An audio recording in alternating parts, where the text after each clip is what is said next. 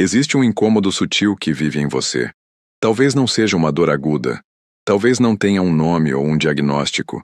É mais como um ruído de fundo, um peso no peito que aparece sem aviso, uma tensão nos ombros que já se tornou parte de quem você é. É a insônia que visita nas madrugadas, a ansiedade que borbulha no estômago antes de um evento sem importância, a fadiga que nenhuma xícara de café consegue realmente espantar. Você se acostumou a viver com esse ruído.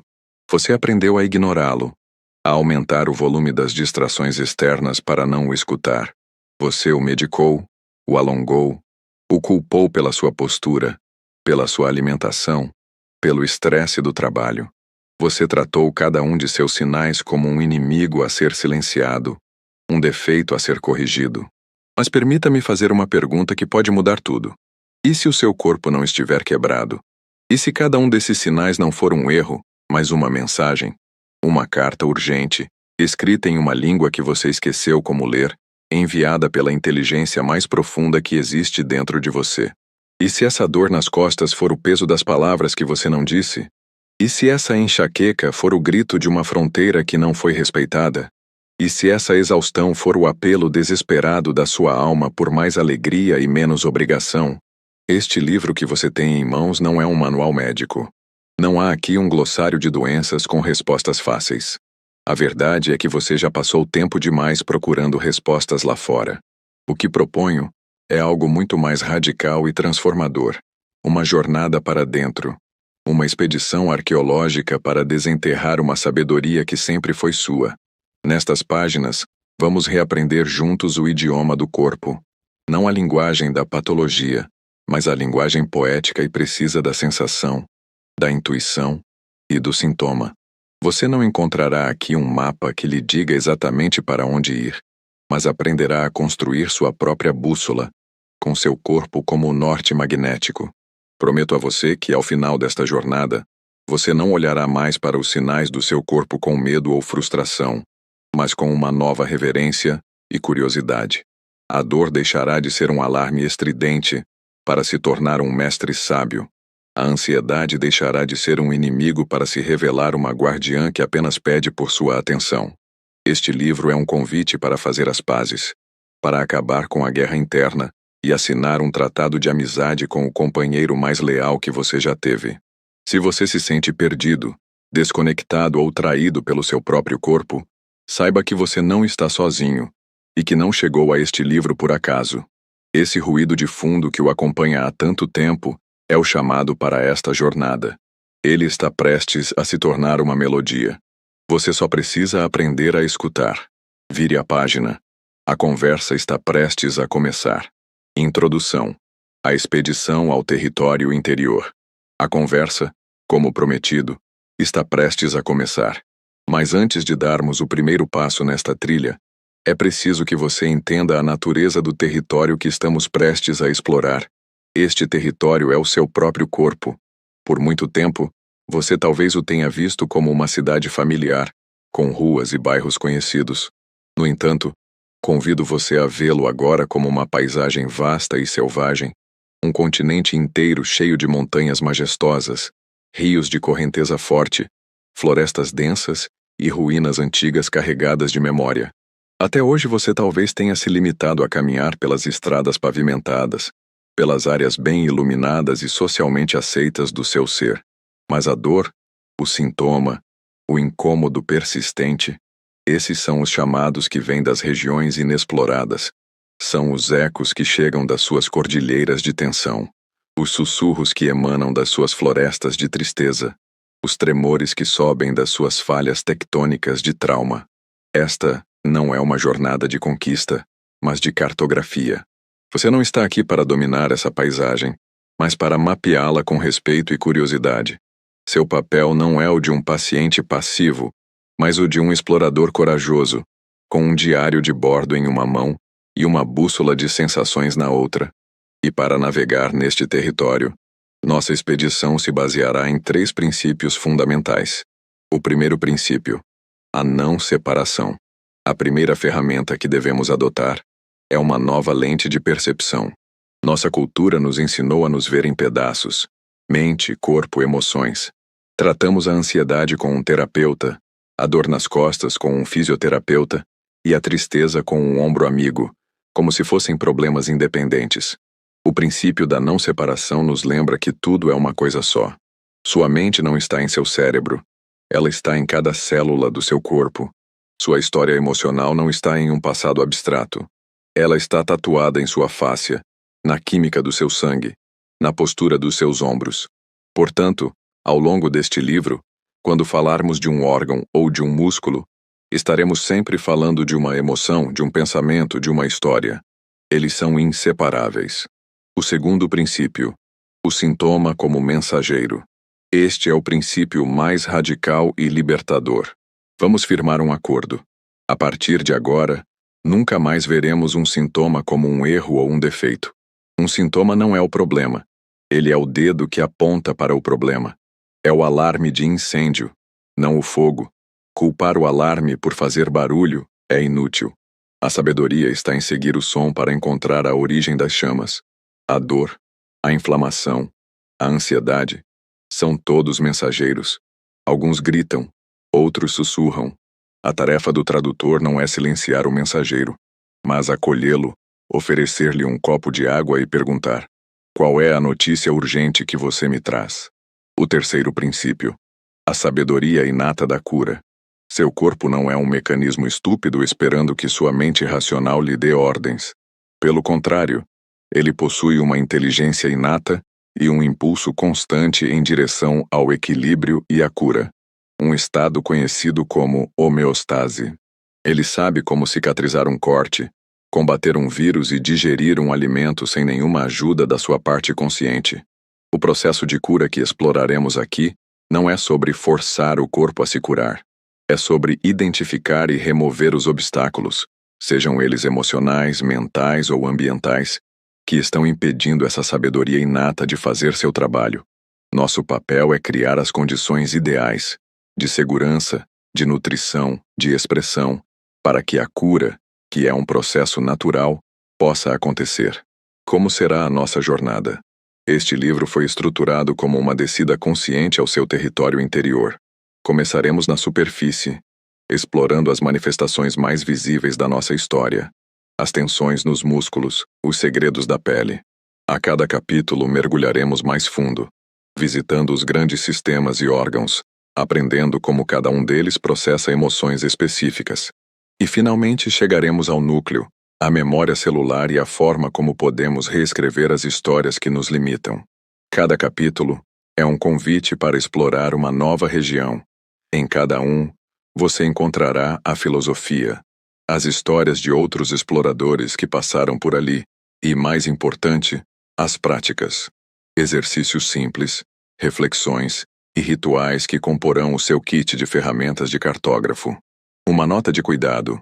Esta expedição pode, por vezes, ser desconfortável. Ao iluminar cantos escuros, podemos encontrar sentimentos e memórias que estavam guardados. Isso é normal. É parte do processo. Peço que você se trate com a máxima gentileza. Vá no seu próprio ritmo. Se um capítulo parecer muito intenso, faça uma pausa. Respire. Use a curiosidade compassiva como sua principal ferramenta. Não há julgamento aqui, apenas exploração. Então, respire fundo. Afie seus sentidos. Abra seu diário de bordo. A primeira região a ser explorada nos aguarda. Está na hora de começar a desenhar o seu próprio mapa. Capítulo 1. O primeiro olá do seu corpo. Antes que a primeira luz tocasse seus olhos, antes que o ar enchesse seus pulmões em um grito inaugural, você já existia em um relacionamento de intimidade absoluta. Este primeiro vínculo, o mais duradouro e fundamental de sua vida, não foi com sua mãe ou com o mundo lá fora. Foi com seu próprio corpo. No santuário silencioso e aquático do útero, você flutuava em um universo de sensações puras. O som mais constante era o ritmo do coração de sua mãe, uma batida grave e reconfortante que sua própria estrutura em desenvolvimento sentia como uma promessa de segurança, o primeiro mantra da sua existência. Seu corpo era um universo em formação, uma obra-prima de inteligência inata. Um escultor trabalhando em silêncio, para criar a forma que abrigaria sua consciência. Pense na magnitude disso. Sem um único pensamento consciente da sua parte, um coração começou a pulsar, definindo a cadência da sua vida. Um sistema nervoso se ramificou como os galhos de uma árvore cósmica, preparando-se para sentir, aprender e sonhar. Ossos se solidificaram, criando a arquitetura que um dia o ergueria para que você pudesse ficar de pé e reivindicar seu lugar no mundo. Cada célula sabia sua função, cada tecido seu destino. Tudo isso aconteceu em uma dança silenciosa de sabedoria, uma sinfonia biológica conduzida com perfeição pelo seu guardião mais antigo e leal. Este corpo não pediu sua permissão. Ele lhe deu o presente da vida. Ele foi seu primeiro lar, seu abrigo mais seguro, um templo senciente construído ao seu redor. A grande amnésia, como aprendemos a ignorar. Então, em que ponto da jornada nós nos perdemos? Como essa parceria sagrada, essa unidade perfeita, começou a ruir, dando lugar à desconfiança, à crítica e ao julgamento. O processo é sutil. Uma amnésia corporal que se instala lentamente, reforçada por quase todos os aspectos da nossa cultura. Começa com as mensagens do mundo exterior. A primeira vez que nos dizem para parar de chorar, aprendemos que a manifestação física da nossa tristeza é inadequada. A primeira vez que nos mandam ficar quietos, aprendemos que a nossa energia vibrante deve ser contida. A cultura moderna, obcecada pela produtividade e pela mente racional, nos incentiva a viver em nossas cabeças, em nossas telas, em qualquer lugar, exceto na realidade presente e pulsante de nossos corpos. Na adolescência, essa desconexão se aprofunda. Somos bombardeados por imagens de corpos perfeitos e começamos a olhar para o espelho não com assombro pela maravilha que ele é, mas com o olhar crítico de um juiz implacável. Cada curva, cada marca, cada suposta imperfeição se torna uma evidência de nossa inadequação. A medicina moderna, com toda a sua genialidade, também contribui para essa cisão. Aprendemos a ver o corpo como uma máquina complexa, uma coleção de peças que podem quebrar e que precisam de um especialista externo para consertar. Um sintoma se torna um defeito na engrenagem, não uma mensagem do todo. Passamos a habitá-lo como um inquilino insatisfeito, reclamando de suas falhas e ignorando sua dedicação incansável e sua comunicação constante. Os primeiros sussurros, redescobrindo a linguagem. A verdade, no entanto, é que o seu corpo nunca parou de falar com você. Ele apenas mudou a tática. Quando os sussurros não são ouvidos, ele começa a falar mais alto, até que precise gritar. Os sussurros são a linguagem nativa do corpo, a linguagem da sensação, e ela é muito mais vasta do que imaginamos. É o arrepio repentino ao encontrar alguém que sua intuição sinaliza como não confiável. É a mandíbula que se aperta sutilmente ao ler um e-mail de trabalho. É a sensação de expansão no peito ao ouvir uma música que o comove. É aquela fadiga inexplicável que o invade depois de passar tempo com uma pessoa específica, um sinal de que sua energia foi drenada. Ignorar esses sussurros é o primeiro passo para aprofundar a amnésia. Ao invalidarmos essas sensações como imaginação, frescura ou exagero, forçamos o corpo a usar um volume mais alto, a tensão, a dor, a inflamação, a doença. A dor crônica no ombro não é o início do problema, é o culminar de milhares de pequenos sussurros de sobrecarga ignorados. Este livro é um convite para reaprender essa língua perdida. Exercício de reencontro. O diálogo do toque. Reserve 5 minutos. Sente-se ou deite-se em um lugar tranquilo, onde não será interrompido. Esfregue as palmas das mãos uma na outra vigorosamente por alguns segundos, até sentir que geram calor. Este é um gesto para despertar a energia em suas mãos. Agora, feche os olhos e coloque uma ou ambas as mãos aquecidas sobre o seu peito, na região do coração. Sinta o contato. Sinta o calor penetrando em sua pele. Por alguns instantes, apenas observe sua respiração, sem tentar mudá-la. Sinta o movimento suave sob sua mão. Tente perceber a batida do seu coração. Agora, direcione seu pensamento para dentro, não como palavras, mas como um sentimento. Comece com um olá, silencioso, como se encontrasse um amigo querido após uma longa ausência. Permaneça com essa sensação de reencontro. Em seguida, deixe que um sentimento de gratidão emerja. Deixe-o fluir de seu coração para sua mão. Obrigado por trabalhar incansavelmente por mim, mesmo quando eu te ignoro. Obrigado por me curar, por me digerir, por me respirar. Eu vejo você. Agora a parte mais importante. Ouça a resposta. Não espere palavras. A resposta do corpo é uma sensação. Você pode notar um relaxamento em sua mandíbula. Sua respiração pode se aprofundar espontaneamente. Pode sentir um calor ou um formigamento se espalhando pelo seu peito. Pode até mesmo sentir uma emoção emergir, talvez tristeza pela desconexão, talvez alívio pelo reencontro. Apenas acolha o que vier, sem julgamento. Esta é a sua primeira conversa consciente em muito tempo. Para ir mais fundo, ao final do exercício, pergunte em silêncio: o que você precisa de mim hoje? Ouça a primeira resposta que surgir, seja uma palavra, uma imagem ou uma sensação. Talvez a resposta seja descanso, água, movimento ou silêncio. Este é o começo de uma parceria, onde você não apenas fala, mas também ouve. Capítulo 2. A bagagem que você carrega nos ombros. Observe a arquitetura dos seus ombros. A articulação do ombro, uma maravilha biomecânica, é a mais móvel de todo o corpo humano, projetada para um alcance de 360 graus. Ela foi feita para alcançar, abraçar, criar, nadar, balançar. Foi feita para a liberdade. No entanto, para muitos de nós, essa área de potencial infinito se tornou uma prisão de rigidez, uma fortaleza de tensão crônica. Por quê? Porque transformamos essa estrutura de movimento em uma prateleira para carregar o peso do mundo, uma bagagem invisível que levamos para todo lado. Essa carga não é feita de matéria comum. É a bagagem invisível das nossas vidas, uma mochila que enchemos diariamente com pesos emocionais e mentais. Se pudéssemos ver o conteúdo dessa mochila, o que encontraríamos? Anatomia da mochila invisível. As pedras da responsabilidade excessiva. Estas são as mais pesadas e densas.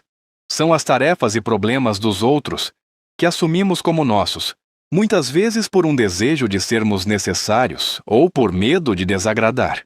A responsabilidade de garantir a felicidade de todos, de resolver crises que não criamos, de ser o pilar que nunca pode fraquejar. Cada deixa que eu resolvo, dito quando já estamos no limite, adiciona uma nova pedra à mochila. Elas são frias, duras e se alojam na base do pescoço. Os fantasmas da culpa. Leves, mas numerosos, eles se acumulam nos cantos como um pó fino e persistente. A culpa por não ser um filho, pai ou amigo, bom o suficiente. A culpa por descansar quando achamos que deveríamos estar produzindo. A culpa por decisões passadas que não podemos mudar. Eles não pesam individualmente, mas juntos formam uma carga sufocante que dificulta a respiração e nos mantém presos ao passado. A neblina da preocupação. Esta não é sólida, mas permeia tudo. É a energia elétrica e caótica da ansiedade sobre o futuro, os cenários catastróficos que nossa mente cria, a preocupação constante com o e se. Essa neblina úmida torna toda a bagagem mais pesada, drena nossa energia e nos impede de ver o caminho à frente com clareza. A fáscia, o tecido da memória emocional. Para entender como essa carga emocional se torna dor física, precisamos falar sobre a fáscia. Imagine uma teia de aranha tridimensional, finíssima e resistente, que envolve cada músculo, cada osso, cada órgão do seu corpo. Essa é a fáscia. É um sistema de tecido conjuntivo que unifica todo o corpo.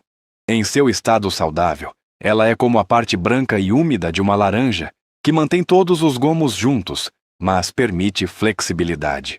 Sob estresse crônico, o corpo libera hormônios como o cortisol, que fazem com que essa fáscia se desidrate, se enrijeça e perca a flexibilidade. Ela começa a aderir, a colar os músculos uns aos outros, tornando-se mais como uma cola seca e quebradiça. A tensão emocional, portanto, cria aderências físicas reais.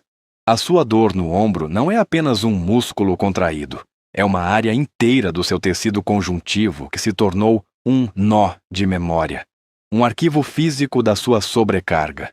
Pense na Ana, a quem mencionamos. Após a sua epifania sobre carregar o peso da família, ela começou a praticar o não consciente. A primeira vez foi a mais difícil. Quando um irmão pediu um grande favor que a sobrecarregaria, ela respirou fundo e disse: "Eu adoraria ajudar, mas desta vez não vou conseguir." Ela sentiu uma onda de culpa, mas alguns minutos depois, sentiu algo mais. Um clique quase audível em seu ombro direito, como se algo tivesse se soltado. Foi a primeira vez que ela sentiu a conexão direta entre uma fronteira verbal e a liberação física. Práticas para aliviar a bagagem. Aliviar essa carga requer uma abordagem dupla, mental e física. O ritual de desempacotamento noturno, aprofundado. Antes de dormir, sente-se na beira da sua cama, feche os olhos, visualize a mochila em suas costas.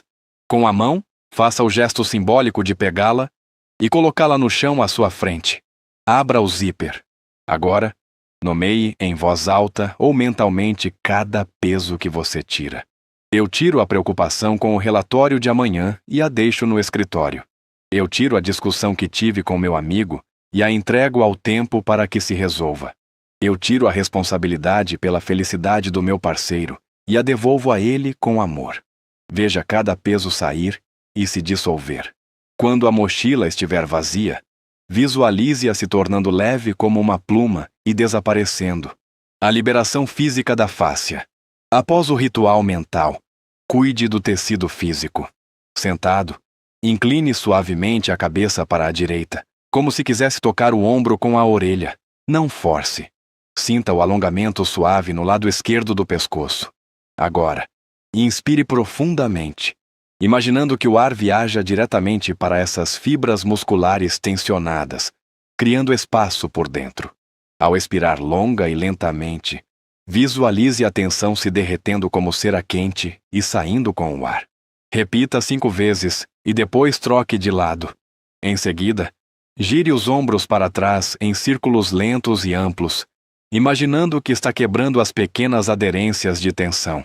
Para ir mais fundo, depois de esvaziar a mochila, pergunte-se: qual era a minha necessidade por trás de carregar este peso específico?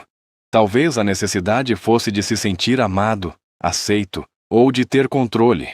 Reconhecer a necessidade subjacente, sem julgamento, é a chave para não voltar a encher a mochila no dia seguinte. Ao esvaziar sua bagagem e liberar seu corpo, você cria um espaço precioso. E nesse espaço, você começa a notar o que estava sendo esmagado sob todo aquele peso. A sua voz. Capítulo 3. O nó na garganta e as palavras engolidas. A garganta é uma passagem extraordinária, delicada e vulnerável, abrigando as cordas vocais que nos permitem cantar e a tireoide que rege nossa energia.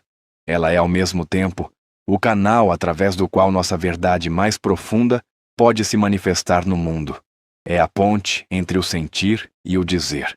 E como toda ponte estratégica, é frequentemente o local de grandes congestionamentos e batalhas silenciosas. O nó na garganta é o sinal de trânsito engarrafado, a prova física de que há um fluxo vital querendo passar, mas algo o está bloqueando. A sensação de aperto é real. Os músculos constritores da faringe se contraem involuntariamente. A anatomia da repressão. Para entender esse bloqueio, vamos dissecar as diferentes formas como ele se manifesta na geografia do seu pescoço e mandíbula, pois raramente um sintoma vem sozinho. A mandíbula cerrada, o grito silenciado. A mandíbula é acionada pelos músculos masseteres, uns dos mais fortes do corpo, projetados para morder e triturar. No reino animal, cerrar os dentes é uma preparação para o ataque, para a defesa. Quando sentimos raiva, frustração ou somos confrontados com uma injustiça, a resposta primitiva do nosso corpo é lutar. Essa luta envolve cerrar os dentes.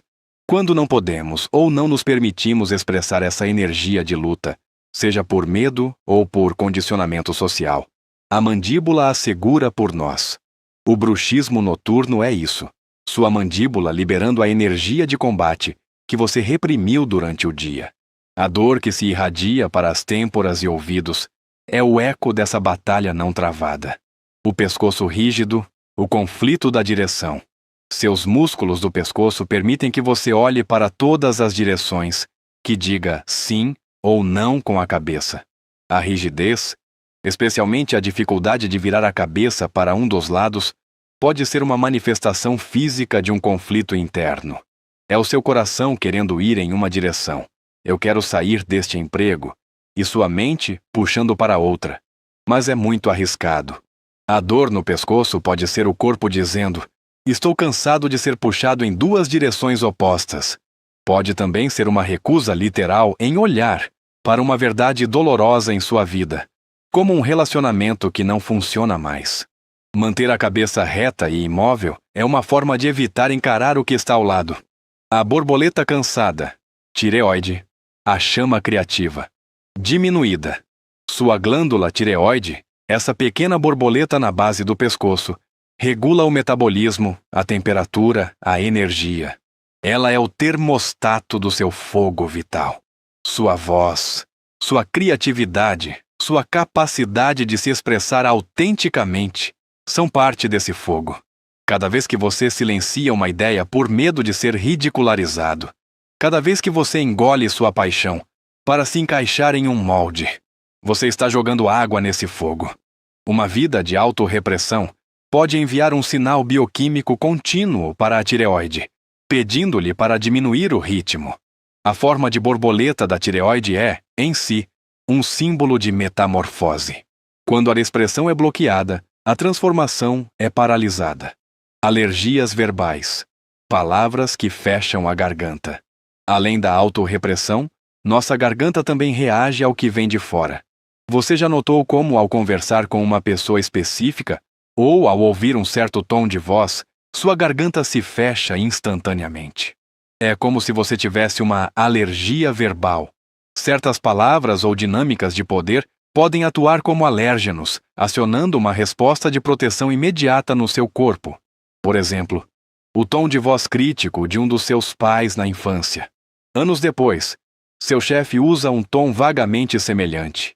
E antes mesmo de você processar as palavras, sua garganta se aperta.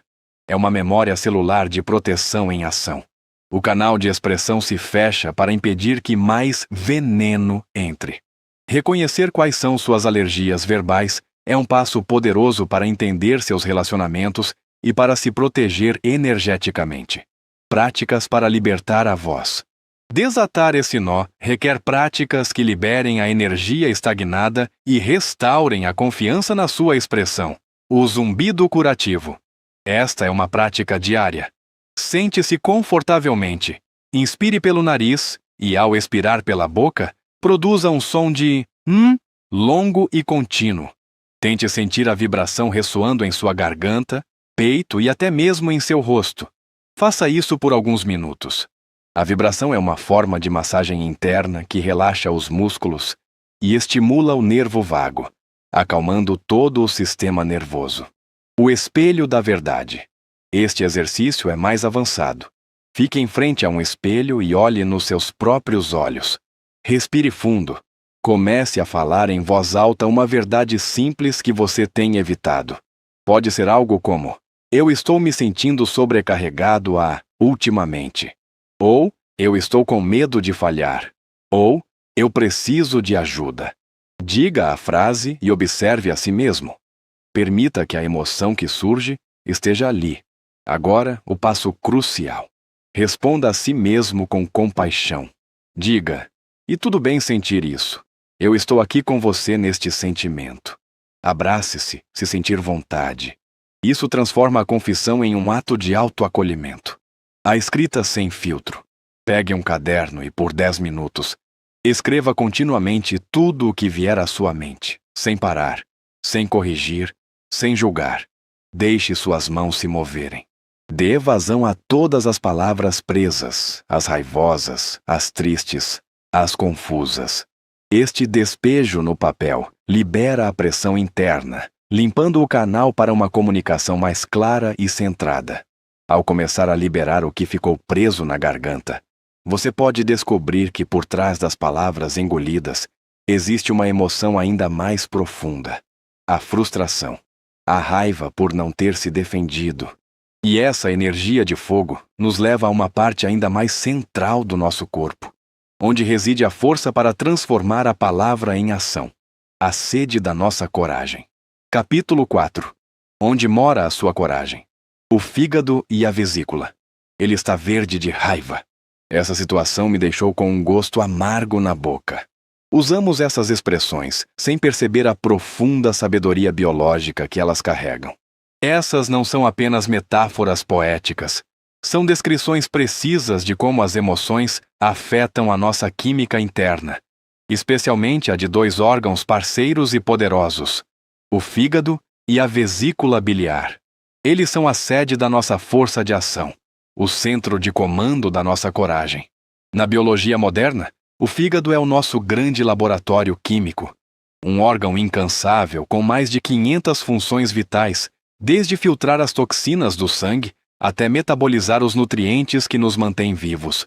Em muitas filosofias de cura orientais, ele é reverenciado como o general do exército, a morada da alma etérea, responsável pela nossa capacidade de planejar, de ter uma visão para o futuro e de agir com coragem e determinação. A vesícula biliar, aninhada sob o fígado, é o seu tenente, aquele que executa as ordens do general, governando a nossa capacidade de tomar decisões claras e assertivas. A estagnação do general e a hesitação do tenente. Agora, imagine o que acontece quando o general está sobrecarregado e o tenente hesitante. Emoções como a raiva reprimida, a frustração de longo prazo, o ressentimento e a indecisão crônica são, para o fígado, como toxinas sutis. Elas criam um estado de calor e estagnação interna. Quando você se sente preso em um emprego sem futuro, em um relacionamento que já acabou, ou simplesmente frustrado com o rumo da sua vida, mas não consegue agir, essa energia paralisada congestiona o fluxo suave do seu fígado. O gosto amargo não é apenas emocional. A bile, produzida pelo fígado para digerir gorduras, é uma substância literalmente amarga. Quando guardamos amargura, nosso corpo pode produzir um excesso dela, resultando em problemas digestivos, náuseas e dores de cabeça que muitas vezes se localizam nas laterais da cabeça, ao longo do meridiano da vesícula biliar. Honrar seu fígado vai muito além de moderar o álcool. É sobre aprender a honrar sua raiva. A raiva não é uma emoção negativa a ser evitada. É um sistema de alarme incrivelmente inteligente. Um fogo que se acende para sinalizar que um limite importante foi violado ou que uma necessidade profunda não está sendo atendida. Reprimi-la é como tentar apagar um incêndio abafando-o com um cobertor. O fogo continua queimando por baixo, consumindo seus recursos e gerando uma fumaça tóxica de ressentimento que envenena todo o sistema. Pense no Carlos. Ele se sente constantemente irritado e impaciente. Pequenas coisas o tiram do sério. Ele culpa o trânsito, o trabalho, o mundo, mas a verdadeira fonte de sua irritabilidade é a frustração profunda com sua carreira estagnada. Ele sonha em abrir seu próprio negócio, mas a indecisão, a fraqueza do tenente, o paralisa. Sua raiva não é direcionada para fora. É a energia de ação do seu fígado implorando para ser usada, mas sem ter para onde ir, movimentando a energia do fogo interno. Para restaurar a saúde do seu fígado e vesícula, você precisa dar um canal para essa energia de fogo. A respiração do sopro de madeira. Na medicina chinesa, o elemento do fígado é a madeira, que precisa de espaço para crescer. Sente-se ou fique de pé. Inspire profundamente pelo nariz, imaginando que está reunindo toda a sua frustração e raiva no centro do seu peito. Agora, expire vigorosamente pela boca com um som de chá. como se estivesse liberando um jato de vapor. Ao fazer isso, imagine essa energia escura e estagnada saindo do seu corpo e se dissipando. Repita de 5 a 10 vezes. Esta prática ajuda a ventilar o fígado, aliviando a pressão interna. O diário da coragem. A indecisão paralisa a vesícula biliar. Para combater isso, pegue um caderno. Na primeira página, escreva a pergunta: se o medo não fosse um fator, o que eu faria? Deixe-se sonhar. Escreva livremente sobre a carreira, o relacionamento ou a vida que você realmente deseja. Nas páginas seguintes, todos os dias, escreva uma única e minúscula ação que você pode tomar para se aproximar desse sonho. Não precisa ser um grande passo. Pode ser pesquisar um curso online, ler um artigo sobre o assunto ou conversar com alguém que já fez isso.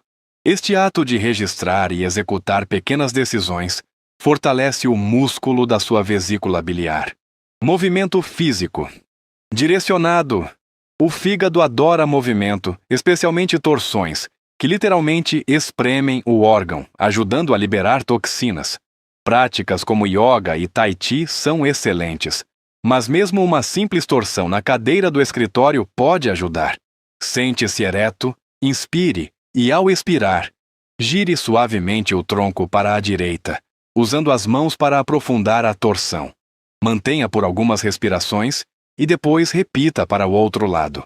Ao dar ao seu general uma direção clara e ao seu tenente a confiança para agir, você transforma a energia estagnada da raiva na força motriz da coragem. E para que essa coragem possa se manifestar no mundo, ela precisa de uma base sólida, de um chão firme para se apoiar. E essa conexão fundamental começa em nossos pés. Capítulo 5. A geografia dos seus pés. O caminho que você teme trilhar.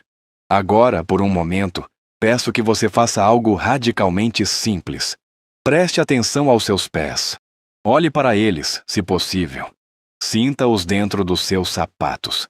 De todas as partes do seu corpo, eles são talvez os heróis anônimos. Escondidos na maior parte do tempo, eles suportam o peso de tudo o que você é, de tudo o que você já viveu, e são os responsáveis por impulsioná-lo a cada passo em direção ao futuro. Eles são os tradutores entre o seu peso e o apoio da terra. Eles leem o terreno e enviam essa informação para cima, ajustando seus tornozelos, joelhos, quadris e coluna. Eles são os cartógrafos silenciosos da sua jornada, e em suas dores e desconfortos, eles mapeiam os territórios que você hesita em explorar. Cada parte deles conta uma história. Os dedos dos pés representam o seu alcance em direção ao futuro, sua capacidade de agarrar as oportunidades. Dedos tensos ou em garra podem indicar ansiedade sobre o que está por vir. O arco do pé, nosso amortecedor natural, simboliza nosso sistema de apoio interno e nossa resiliência. Arcos desabados podem falar de uma sensação de falta de apoio na vida, de se sentir sobrecarregado.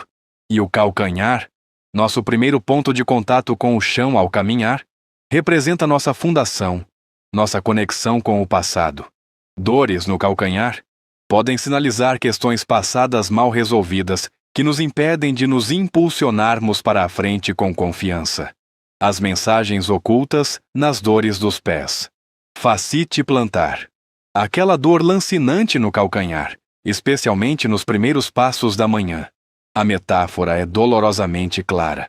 O corpo está protestando contra o ato de começar o dia, de dar o primeiro passo em um caminho que talvez não seja mais o seu. É um grito de "eu não quero ir por aqui". Pode estar ligado a um profundo medo do futuro ou a uma sensação de estar preso em uma situação que não oferece alegria. Joanetes. O desvio do dedão, que muitas vezes cria uma protuberância dolorosa. Pense nisso como um desvio literal do seu caminho. Pode se desenvolver quando nos forçamos a seguir uma direção que não é a nossa, seja por pressão familiar, social ou autoimposta.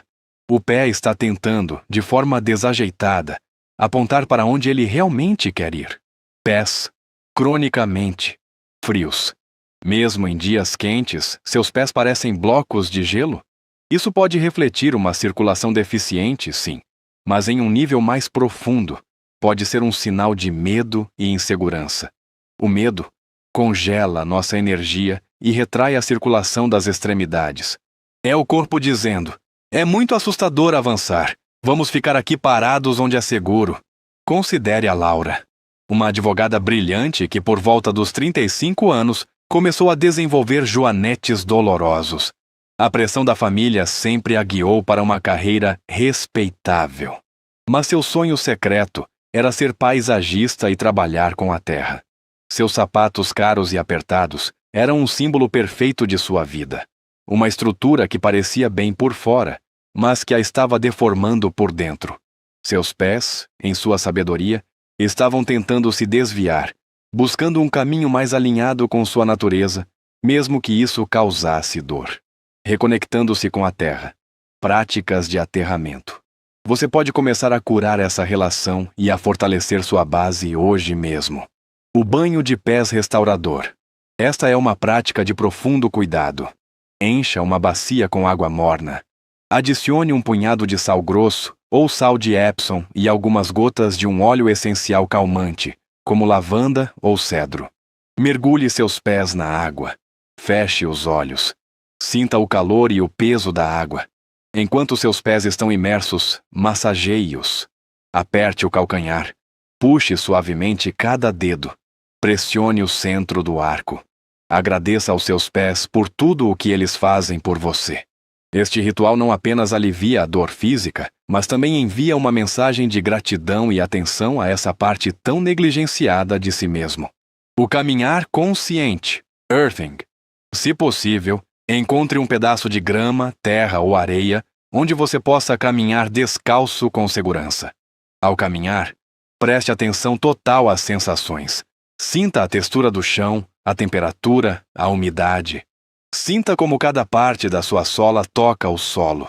Este ato, conhecido como earthing ou aterramento, permite que seu corpo absorva os elétrons livres da terra, que tem um poderoso efeito antioxidante e anti-inflamatório. É uma forma de recarregar literalmente a bateria do seu corpo. A ativação dos dedos. Sentado ou de pé, tente levantar apenas os dedões, mantendo os outros 4 dedos no chão. Depois, faça o oposto. Levante os 4 dedos, mantendo o dedão no chão. Tente separar os dedos uns dos outros, como se estivesse abrindo um leque. No início, pode parecer impossível, pois as vias neurais para esses movimentos finos estão adormecidas. Praticar isso regularmente é como uma fisioterapia para o seu cérebro, melhorando o equilíbrio, a propriocepção e a sensação de estar firmemente plantado no seu próprio corpo. Ao se reconectar com seus pés, você percebe que a estabilidade para caminhar na vida não depende apenas de um caminho claro à sua frente, mas de uma base forte e consciente sob você. Essa base lhe dá a segurança para enfrentar o medo, nosso companheiro de viagem mais primordial. E a biologia do medo tem um centro de comando muito específico em nosso corpo, um ritmo que dita se avançamos com calma ou se vivemos em um estado de alerta constante. Capítulo 6. O ritmo da ansiedade. O papel dos rins e adrenais. Imagine que dentro de você existe um sistema de alarme de incêndio incrivelmente sofisticado. Ele foi projetado para salvar sua vida em situações de perigo real.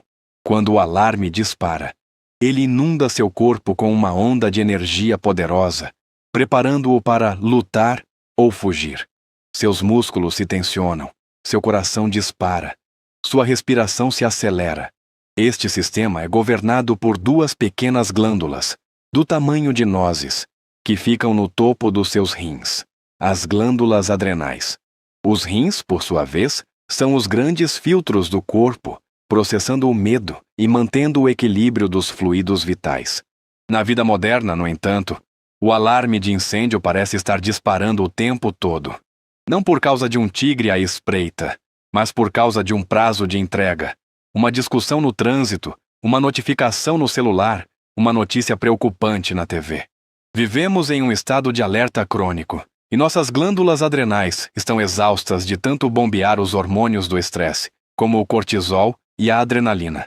A anatomia da exaustão adrenal. Quando as adrenais estão cronicamente sobrecarregadas, entramos em um estado conhecido como fadiga adrenal ou exaustão. Os sintomas são sutis no início, mas se tornam debilitantes com o tempo. Fadiga persistente. Você acorda se sentindo cansado, mesmo após uma noite de sono.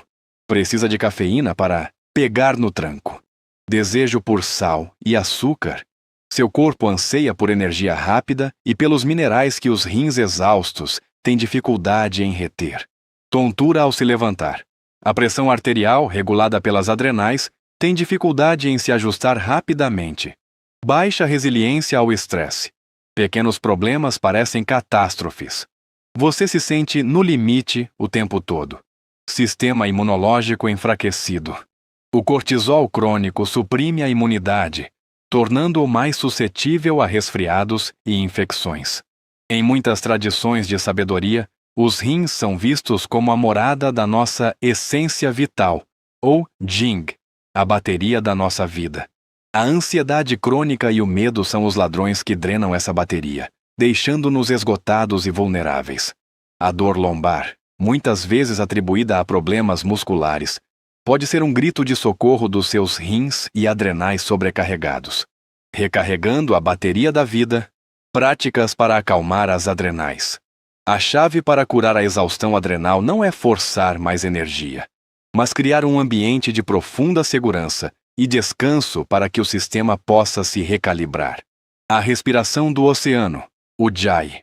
Esta é uma das ferramentas mais poderosas para acalmar o sistema nervoso. Sente-se confortavelmente. Inspire e expire lentamente pelo nariz. Agora, contraia suavemente a parte de trás da sua garganta, como se estivesse sussurrando. Sua respiração produzirá um som suave e audível, semelhante ao som das ondas do mar. Este som tem um efeito profundamente calmante sobre o nervo vago, que atua como um freio para essa resposta de estresse. Pratique por 5 minutos sempre que se sentir ansioso. O abraço dos rins. De pé ou sentado, coloque as palmas das mãos na parte inferior das suas costas, sobre a área dos rins. Feche os olhos. Respire profundamente, imaginando que está enviando calor, energia e gratidão de suas mãos diretamente para seus rins e adrenais. Sinta essa área se aquecendo e relaxando. Permaneça assim por alguns minutos, oferecendo ao seu corpo esse gesto de cuidado e apoio. O poder do não fazer nada.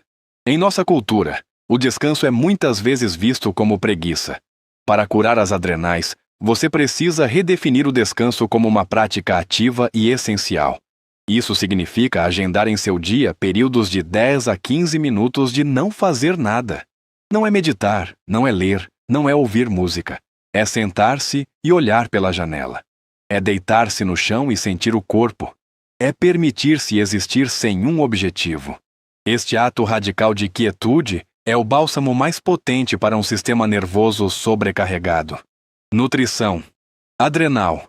Reduza drasticamente a cafeína e o açúcar, que são estimulantes que chicoteiam as adrenais já cansadas.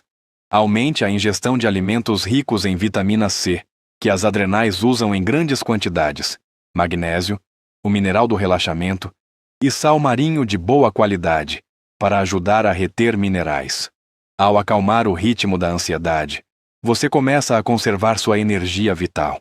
Você percebe que a verdadeira força não vem de estar constantemente ligado, mas da capacidade de encontrar a calma no meio do caos. E essa calma nos permite mergulhar ainda mais fundo, em um território onde a memória não é apenas mental, mas está gravada na própria essência de nossas células. Capítulo 7. A memória da água, células e a herança emocional. Até agora, exploramos como as emoções e experiências se manifestam em nossos músculos, órgãos e sistemas. Agora, vamos mergulhar em um nível ainda mais fundamental, no microcosmo do nosso ser, a célula. Imagine cada uma de suas trilhões de células como uma pequena biblioteca viva, uma cápsula de consciência que armazena não apenas o seu código genético, mas também a memória de tudo o que você já viveu. E como a ciência da epigenética está revelando, ela pode até mesmo carregar os ecos das experiências de seus antepassados. Seu corpo é composto por cerca de 70% de água. A água é um cristal líquido com uma capacidade extraordinária de reter informações e vibrações. O Dr. Masaru Emoto, em seus controversos mas inspiradores experimentos, mostrou como palavras e intenções podiam alterar a estrutura dos cristais de água congelada. Palavras de amor criavam mandalas belas e simétricas. Palavras de ódio, estruturas caóticas e disformes. Agora, imagine que a água dentro de suas células está constantemente recebendo as vibrações dos seus pensamentos, das suas emoções e das palavras que você diz a si mesmo. Epigenética. Como a vida liga e desliga seus genes. Por muito tempo, acreditamos que nosso DNA era nosso destino fixo. A epigenética, acima do gene, veio para revolucionar essa ideia. Ela nos mostra que, embora não possamos mudar nossos genes, podemos influenciar quais deles são ligados, expressos, e quais são desligados, silenciados. E o que atua como o interruptor? Nosso ambiente, nossa alimentação, nosso estresse, nossos relacionamentos e, crucialmente, nossas percepções e emoções. Isso significa que um trauma não resolvido, seu ou herdado, pode atuar como um interruptor que mantém ligado um gene relacionado à inflamação ou à ansiedade. Não é o evento em si, mas a memória emocional do evento, armazenada no campo energético do corpo, que continua a sinalizar para a célula. É por isso que pessoas podem desenvolver doenças autoimunes ou ansiedade crônica anos após um evento traumático. A ameaça se tornou parte da memória celular, e o corpo continua a reagir como se ela ainda estivesse presente. Pense na Maria. Ela tinha um medo inexplicável de água, apesar de nunca ter tido uma experiência ruim. Em uma sessão de terapia, ela descobriu que sua avó quase se afogou quando criança, um trauma do qual a família nunca falou. A epigenética sugere que o sinal de perigo associado à água pode ter sido passado através das gerações, não no DNA em si, mas nos marcadores epigenéticos que o envolvem. O medo de Maria não era irracional, era uma herança celular, limpando a memória celular, práticas de reprogramação. Se a memória pode ser gravada, ela também pode ser reescrita. Não podemos apagar o passado, mas podemos mudar a carga emocional associada a ele, enviando novos sinais para nossas células. A visualização da chuva de luz. Esta é uma meditação poderosa para a limpeza celular. Sente-se ou deite-se confortavelmente.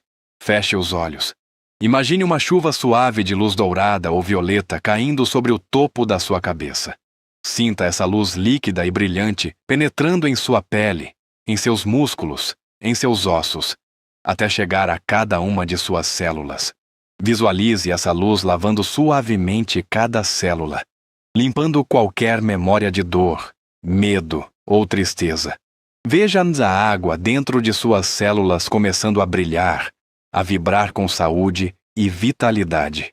Imagine as memórias antigas e pesadas sendo dissolvidas e levadas para fora do seu corpo, escorrendo para a terra, onde são transformadas. Permaneça nessa visualização por 5 a 10 minutos. O poder das afirmações vibracionais. As palavras têm poder porque carregam vibração. Em vez de usar afirmações genéricas, crie uma que ressoe com o que você deseja curar.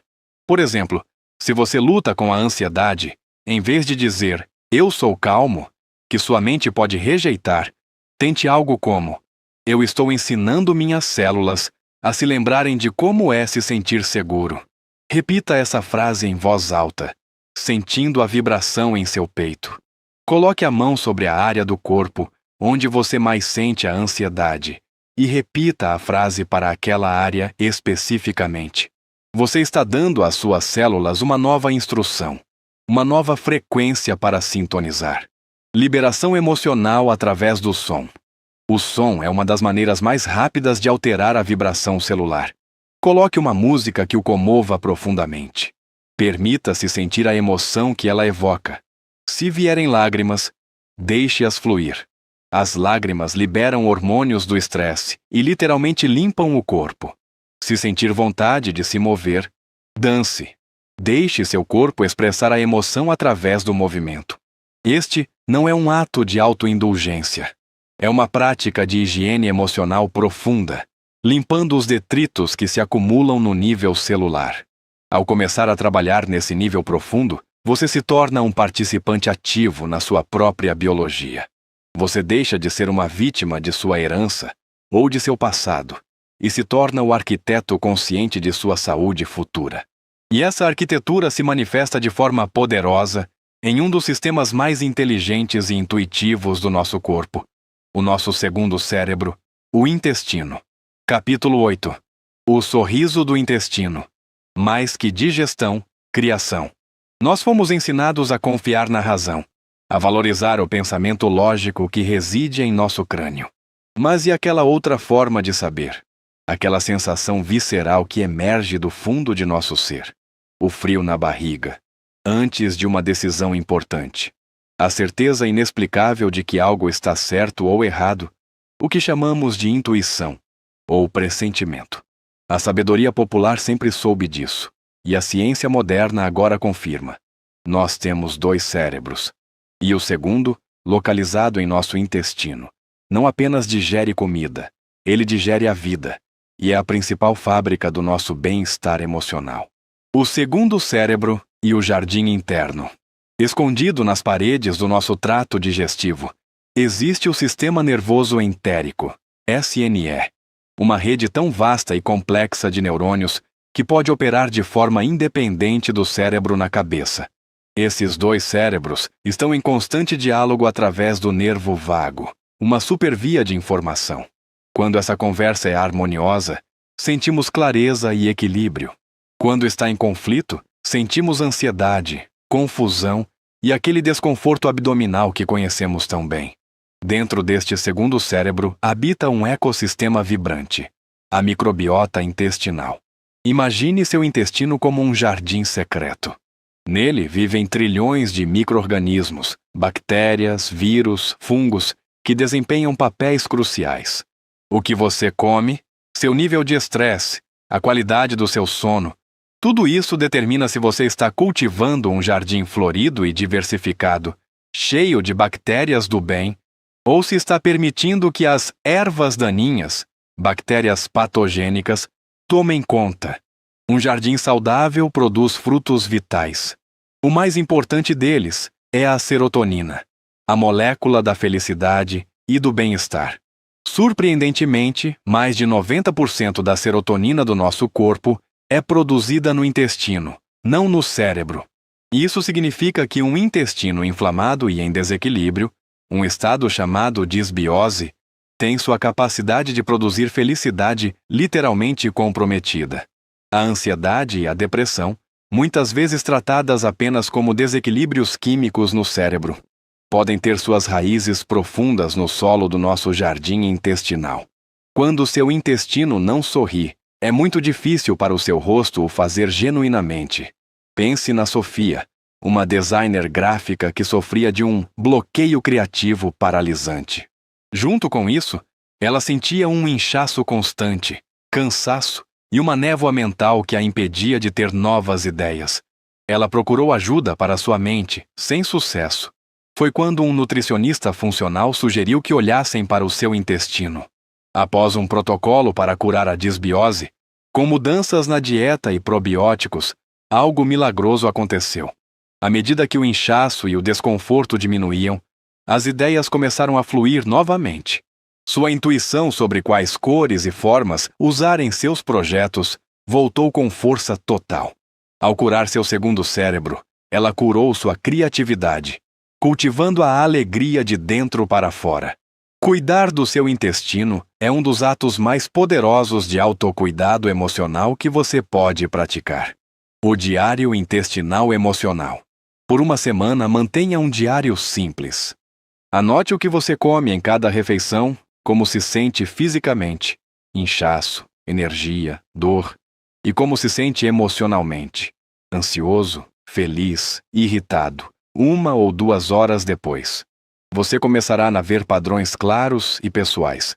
Talvez o pão no almoço não apenas enche sua barriga, mas também turve sua mente. Talvez uma salada colorida não apenas o deixe leve, mas também mais otimista. Este diário é o seu mapa pessoal para entender a conversa entre seus dois cérebros. Alimente a diversidade do seu jardim. As bactérias benéficas prosperam com a diversidade, especialmente com fibras de plantas. Em vez de comer sempre as mesmas coisas, desafie-se a comer o arco-íris. Tente incluir 30 tipos diferentes de plantas em sua dieta a cada semana. Isso inclui frutas, vegetais, grãos, sementes, nozes e ervas. Adicione alimentos fermentados como iogurte natural, kefir ou chucrute, que são fontes diretas de probióticos. E, crucialmente, reduza o açúcar refinado e os alimentos processados, que são o principal alimento das ervas daninhas. A massagem da serenidade abdominal. Deite-se de costas com os joelhos dobrados. Esfregue as mãos para aquecê-las. Começando pelo lado direito inferior do abdômen, faça movimentos circulares suaves e lentos, subindo em direção às costelas, atravessando para o lado esquerdo e descendo. Siga o caminho do seu intestino grosso. Respire profundamente durante a massagem. Este toque gentil não apenas estimula a digestão, mas também ajuda a liberar a tensão emocional que frequentemente armazenamos na barriga. Ao nutrir seu segundo cérebro, você está fazendo mais do que melhorar sua digestão. Você está cultivando a base biológica da sua felicidade, clareza e intuição. E essa sensação de bem-estar se reflete no ritmo mais fundamental da vida, a sua respiração. Capítulo 9. O peso da solidão. Pulmões e a troca com o mundo. O primeiro ato de nossa vida independente é uma inspiração. O último, uma expiração.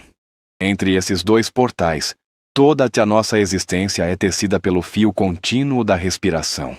É a troca mais íntima e constante que temos com o mundo. A cada inspiração, trazemos o mundo para dentro de nós. O oxigênio, os cheiros, a energia do ambiente. A cada expiração, nos doamos de volta ao mundo. A respiração é o ritmo do pertencimento. O que acontece, então, quando nos sentimos tristes, de luto ou profundamente sozinhos? Esse ritmo se quebra. A postura do luto e a respiração contida. Observe o que acontece com o corpo na tristeza. Os ombros caem para a fina frente, a cabeça se inclina para baixo, o peito se fecha sobre o coração, como se para proteger um órgão ferido. Essa postura, a postura do luto, tem um efeito mecânico direto. Ela comprime a caixa torácica e impede que os pulmões se expandam completamente.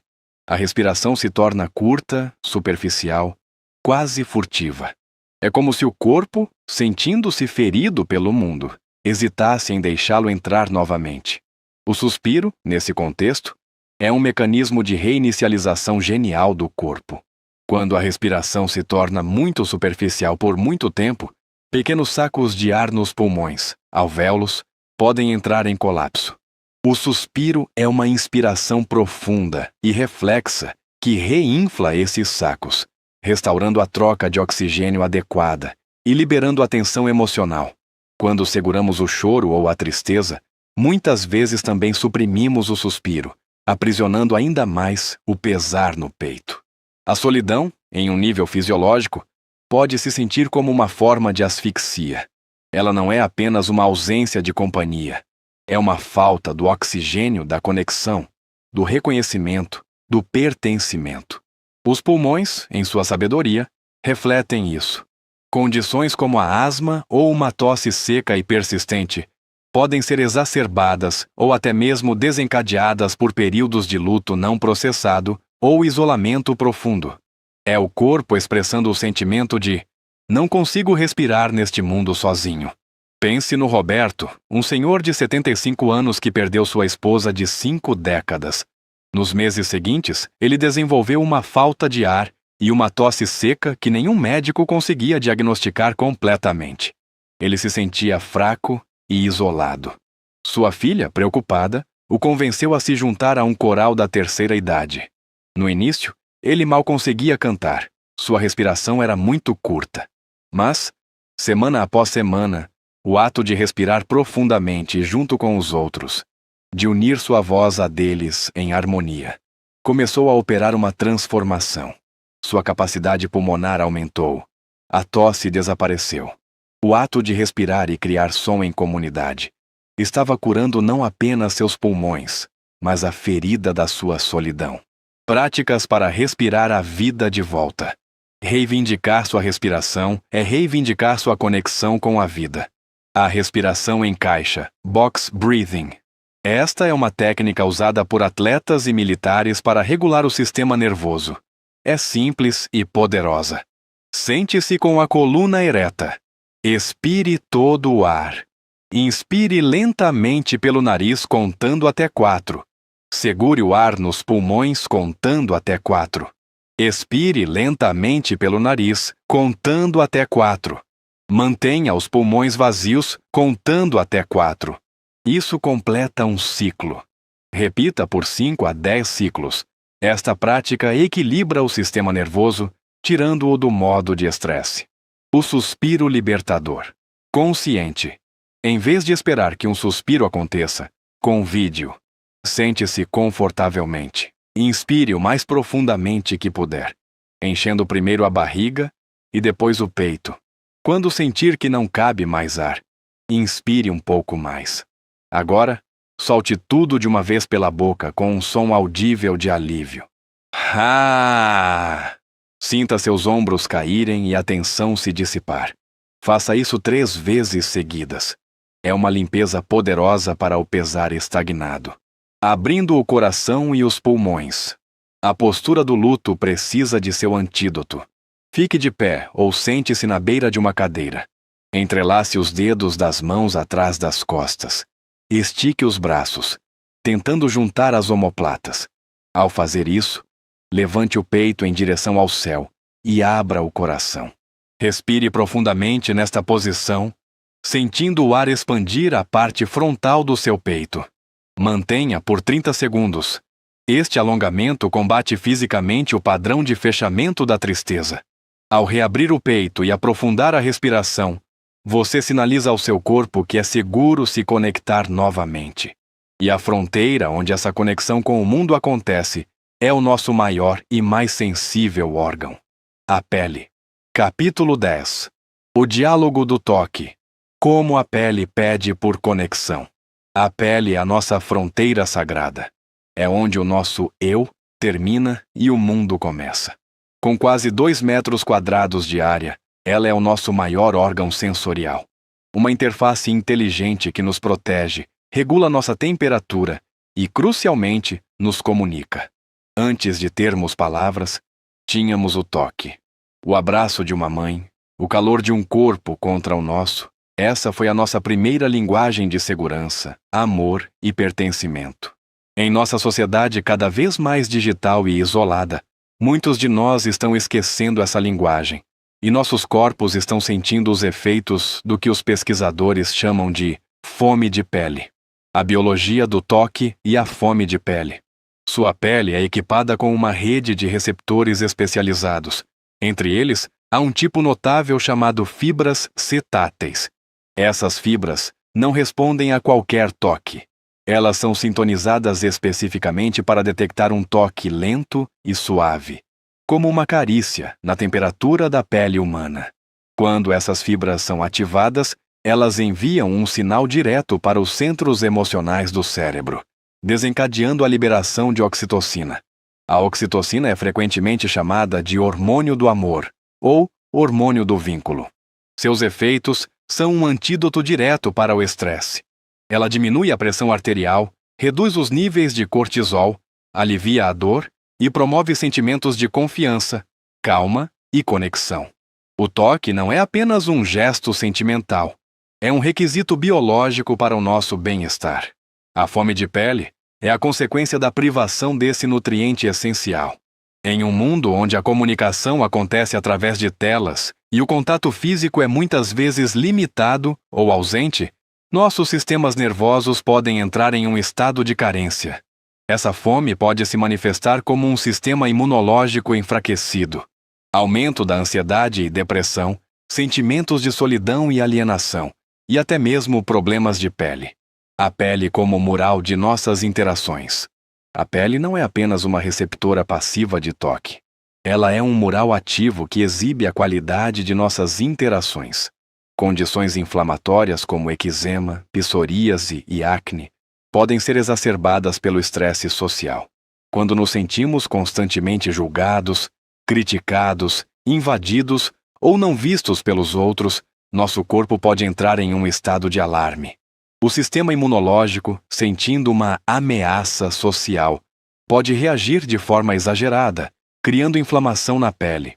A pele, nossa barreira física, tenta criar uma defesa visível quando nossas fronteiras energéticas e emocionais são violadas repetidamente. Pense na Elisa, uma designer que trabalha remotamente e vive sozinha. Após meses de isolamento durante a pandemia, ela começou a desenvolver placas de eczema que coçavam e a deixavam angustiada. Dermatologistas prescreveram cremes, mas a condição persistia. Sentindo-se desesperada por companhia, ela adotou um cachorro de um abrigo. O ritual diário de acariciar, abraçar e brincar com o cachorro começou a mudar algo dentro dela. Semanas depois, para sua surpresa e a de seus médicos, o eczema começou a desaparecer. Sua pele não estava doente. Estava com fome de toque. O contato físico diário estava regulando seu sistema nervoso e acalmando a resposta inflamatória, nutrindo sua pele e sua alma. Se você se sente privado de toque, não precisa esperar pelos outros. Você pode começar a nutrir sua própria pele. A prática do autotoque compassivo. Reserve alguns minutos todos os dias para este ritual. Sente-se confortavelmente. Comece acariciando lentamente seu próprio braço, da mão até o ombro, como se estivesse acariciando um ente querido. Preste atenção à sensação, à velocidade, à pressão. Faça o mesmo no outro braço, no rosto, no pescoço. Este ato intencional ativa as mesmas fibras C-táteis e pode estimular a liberação de oxitocina, acalmando seu sistema nervoso e satisfazendo parte da sua fome de pele. A escovação a seco como diálogo. Adquira uma escova de cerdas naturais. Antes do banho, comece pelos pés e escove a pele em movimentos longos e firmes em direção ao coração. Enquadre isso não apenas como uma prática de desintoxicação, mas como um diálogo com sua pele. A cada escovada, você está estimulando a circulação, despertando terminações nervosas e dizendo ao seu corpo: eu estou aqui, eu estou prestando atenção a você. O banho ou chuveiro consciente. Transforme um ato rotineiro em um santuário sensorial. Em vez de se lavar apressadamente, preste atenção total a cada sensação. Sinta a temperatura da água em diferentes partes do seu corpo. Sinta a textura da espuma do sabonete. Ao se secar, faça-o com uma toalha macia, com movimentos lentos e cuidadosos, como se estivesse envolvendo a si mesmo em um abraço. Ao honrar sua pele como um órgão de conexão, você começa a curar a ferida do isolamento de dentro para fora. Você se lembra de que é um ser feito para o vínculo. E essa necessidade de reparo e conexão nos leva ao processo de cura mais profundo e misterioso que nosso corpo realiza, o trabalho que acontece enquanto dormimos. Capítulo 11. O Laboratório dos Sonhos. O que seu sono está reparando? Nossa cultura moderna muitas vezes trata o sono como um inimigo da produtividade. Nós o abreviamos com cafeína, o invadimos com a luz azul das telas e o consideramos um luxo, em vez de uma necessidade biológica fundamental. Mas a verdade é que, quando a escuridão se instala e fechamos os olhos, não estamos entrando em um estado de passividade. Estamos entregando as chaves do nosso ser para o turno da noite. Uma equipe de reparo altamente especializada, que trabalha incansavelmente em um laboratório secreto para restaurar nossa mente, corpo e alma. O sono não é um desligamento. É uma oficina de reparação sagrada. O turno da noite. Uma visita guiada à oficina do sono. O trabalho noturno é organizado em ciclos precisos, cada fase com sua função vital. Sono leve, fases 1 e 2. A equipe de preparação. Assim que você adormece, o trabalho começa. A respiração e os batimentos cardíacos se tornam regulares, a temperatura corporal cai. Esta é a equipe que prepara o ambiente, diminuindo as luzes e o ruído da fábrica para que o trabalho mais pesado possa começar. Sono profundo. Fase 3. Ondas lentas. A equipe de manutenção física. Esta é a fase mais restauradora para o corpo. O fluxo sanguíneo para os músculos aumenta. O hormônio do crescimento é liberado em abundância para reparar tecidos e células, e a energia é reabastecida. É também durante o sono profundo que o sistema linfático, o engenhoso sistema de limpeza do cérebro, entra em ação. Ele lava o cérebro, eliminando resíduos metabólicos tóxicos que se acumulam durante o dia, incluindo as placas de beta-amiloide associadas à doença de Alzheimer. Privar-se do sono profundo é como deixar o lixo se acumular em sua cidade mental. Sono REM, Rapid Eye Movement. A equipe de integração psicológica. É aqui que a magia acontece. Durante o sono REM, seu cérebro está quase tão ativo quanto quando está acordado, mas seu corpo está paralisado. Este é o reino dos sonhos. Sonhar não é um processo aleatório, é uma forma de terapia noturna. O cérebro processa as emoções intensas do dia, retirando a carga emocional de memórias difíceis. Ele consolida o que você aprendeu, fortalecendo as sinapses neurais. E ele resolve problemas, criando conexões novas e criativas entre ideias que não pareciam relacionadas durante o dia. Insônia e pesadelos. Mensagens da equipe noturna. Quando o trabalho da oficina é interrompido, recebemos memorandos urgentes. A insônia, a dificuldade em adormecer ou permanecer dormindo, é muitas vezes um sinal de que o seu sistema nervoso está tão inundado com os hormônios do estresse, cortisol, do dia que a equipe noturna simplesmente não consegue assumir o controle. O corpo ainda está em modo de alerta e o portão da fábrica do sono não abre. Os pesadelos, por sua vez, podem ser vistos como a equipe de integração psicológica trabalhando em horas extras, lutando para processar uma emoção ou um trauma particularmente avassalador, que foi reprimido ou ignorado durante as horas de vigília. É um sinal de que há um material emocional quente demais, que precisa da sua atenção consciente. Pense no David, um executivo que se orgulhava de sua capacidade de funcionar com apenas 4 ou 5 horas de sono por noite. Ele via o sono como um luxo para os fracos. Com o tempo, ele se tornou irritadiço e emocionalmente volátil. Começou a cometer erros de julgamento no trabalho que nunca cometera antes. A privação crônica do sono, REM, estava destruindo a capacidade do seu lobo frontal de regular as emoções e tomar decisões complexas. Forçado por um colapso, ele foi obrigado a fazer do sono uma prioridade.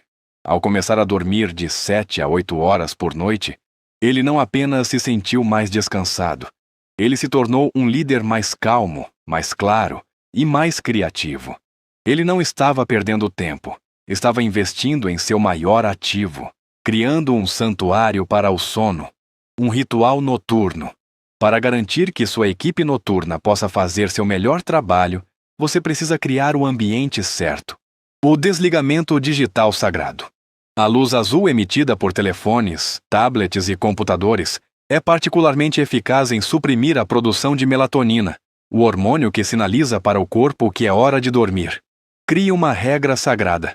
Todas as telas desligadas pelo menos 90 minutos antes de deitar. Use esse tempo para atividades analógicas e calmantes. O despejo cerebral, em papel. A mente ruminante é um dos maiores inimigos do sono. 10 minutos antes de se preparar para deitar, pegue um caderno e escreva tudo o que está em sua mente. A lista de tarefas para amanhã, as preocupações, as conversas que precisa ter. Externalizar esses pensamentos no papel dá ao seu cérebro a permissão para soltá-los, sabendo que eles estão seguros e não serão esquecidos. A sinalização sensorial consistente. O corpo adora rituais. Crie uma pequena sequência de ações que sinalizem para o seu sistema que a hora do sono está se aproximando. Pode ser tomar um chá de camomila ou erva cidreira, diminuir as luzes da casa e acender uma luminária de luz âmbar, ouvir a mesma playlist de música ambiente calma, ou aplicar uma loção com cheiro de lavanda nas mãos. Essa consistência cria uma poderosa associação neurológica com o relaxamento e o sono. Ao honrar o sono não como uma pausa, mas como uma parte ativa e essencial da sua saúde, você se torna um colaborador consciente no seu próprio processo de cura e renovação. Você entrega o seu ser à sabedoria da noite, confiando que, no silêncio, o trabalho mais importante está sendo feito. Capítulo 12. A dança dos hormônios. O maestro da sua energia vital. Imagine seu corpo como uma orquestra sinfônica magnífica e complexa. Cada instrumento tem um papel vital, e a harmonia da peça depende da sintonia fina entre todos eles. Nesta orquestra, seus hormônios são os músicos, e o seu sistema endócrino é o conjunto de instrumentos. A tireoide, com seu ritmo metabólico, é a seção de cordas, ditando o tempo da música, se será um adágio lento e pesado ou um allegro vibrante. As glândulas adrenais são a percussão, prontas para entrar com força nos momentos de drama, perigo e excitação, marcando os crescendos da vida. Os ovários e testículos são os sopros de madeira, trazendo a riqueza, a textura, a cor da criatividade, do desejo e da paixão. E quem rege tudo isso? Quem está no pódio, com a batuta na mão, decidindo qual seção toca e com que intensidade? O maestro é a conexão entre seu cérebro e seu corpo. A dupla hipotálamo-hipófise, que interpreta a partitura da sua vida, seus pensamentos, suas emoções, seu ambiente, e conduz a sinfonia hormonal em resposta. A partitura da vida e a dissonância hormonal. O hipotálamo, no centro do cérebro, é o grande leitor da sua realidade. Ele percebe tudo. A luz da manhã que entra pela janela, o estresse de um e-mail urgente, a segurança de um abraço, a ameaça de uma discussão. Com base nessa leitura, ele envia instruções para a glândula hipófise, o maestro, que então sinaliza para cada seção da orquestra hormonal. Se você acorda e se expõe à luz do sol, o maestro dá a deixa para a percussão, adrenais, começar suavemente a tocar a melodia do cortisol, que o desperta e lhe dá energia. Se você se apaixona, ele rege a sinfonia da oxitocina e da dopamina. O problema surge quando a partitura da nossa vida se torna monótona e estridente. Em um estado de estresse crônico, é como se o maestro ficasse obcecado pela percussão. Ele exige que os tambores e pratos, cortisol e adrenalina, toquem no volume máximo, sem parar. A música se torna uma marcha de batalha incessante. Nessa dissonância, os outros instrumentos são abafados. As cordas, tireoide, não conseguem acompanhar o ritmo frenético e começam a desafinar, resultando em fadiga e metabolismo lento. Os sopros de madeira, hormônios sexuais, mal conseguem ser ouvidos em meio ao barulho, levando à queda da libido, irregularidades menstruais e falta de criatividade. Você se sente exausto, ansioso, sem desejo e confuso, porque sua orquestra interna está tocando uma sinfonia de guerra, quando sua alma anseia por uma canção de ninar. Pense na Júlia, uma advogada de 38 anos. Ela se sente um espectro de si mesma, cansada o tempo todo. Seu ciclo menstrual se tornou uma bagunça, e a intimidade com o parceiro parece uma memória distante. Seus exames de sangue estão sempre dentro da normalidade, mas ela sabe que algo está profundamente errado. A vida de Júlia é pura percussão. Prazos impossíveis, audiências combativas, noites mal dormidas e muito café. Seu maestro só conhece uma partitura, a do estresse. A cura para Júlia não começou com pílulas hormonais, mas com um ato consciente de diversificar a música. Ela se matriculou em uma aula de cerâmica, permitindo que os sopros da criatividade voltassem a tocar. Começou a praticar yoga restaurativa, afinando as cordas da calma. E agendou noites sem celular com seu parceiro, regendo a harmonia da conexão. Sua orquestra, finalmente, começou a reencontrar seu equilíbrio, afinando a sua orquestra interna. Você é o compositor da sua vida e pode escolher uma partitura mais harmoniosa para o seu maestro seguir. O ritual da luz e da escuridão. Seus hormônios dançam ao ritmo da luz. Comece cada dia com um ato que afina sua orquestra. Nos primeiros 15 minutos após acordar, exponha seu rosto e olhos, sem óculos de sol, à luz solar da manhã. Isso envia um sinal poderoso ao seu maestro para iniciar a produção de cortisol de forma saudável e sincronizar todo o seu relógio biológico. À noite, faça o oposto. 1 a 2 horas antes de dormir, diminua drasticamente as luzes da sua casa. Use abajures de luz amarela ou âmbar. Este sinal de escuridão é a deixa para o maestro iniciar a sinfonia da melatonina, o hormônio do sono e da reparação. A nutrição da harmonia. Seus hormônios são construídos a partir dos nutrientes que você come. Para uma orquestra bem nutrida, foque em 3 pilares: gorduras saudáveis, abacate, azeite de oliva, nozes, sementes, que são a matéria-prima para a produção de hormônios sexuais. Proteínas de qualidade a cada refeição, para manter o açúcar no sangue estável e evitar os picos de cortisol. E fibras abundantes, especialmente de vegetais crucíferos como brócolis e couve-flor, que ajudam o fígado a metabolizar e eliminar hormônios em excesso, evitando o acúmulo e a dissonância. A respiração da coerência cardíaca. Seu coração e seu cérebro estão em um diálogo constante. Quando seu ritmo cardíaco é caótico devido ao estresse, ele envia um sinal de alarme ao maestro. Você pode mudar isso conscientemente. Várias vezes ao dia, pare por 2 minutos. Respire de forma lenta e regular, inspirando pelo nariz por 5 segundos e expirando pelo nariz por 5 segundos. Coloque a mão no coração e concentre-se em um sentimento de gratidão ou apreço. Este ritmo coerente envia uma onda de segurança para o cérebro, dizendo ao maestro: está tudo bem, pode conduzir uma peça mais calma. Ao se tornar o compositor consciente da sua vida, você permite que todos os instrumentos da sua orquestra toquem em harmonia. E essa harmonia anseia por se expressar não apenas quimicamente, mas fisicamente, através do movimento livre e alegre do seu corpo. Capítulo 13. Movimento intuitivo. Desbloqueando a energia estagnada. Em algum ponto da nossa jornada da infância para a vida adulta, uma traição silenciosa acontece. O movimento, que antes era sinônimo de alegria, exploração e pura expressão, se torna exercício. Uma tarefa a ser cumprida, uma punição pelas calorias consumidas, uma batalha contra o próprio corpo.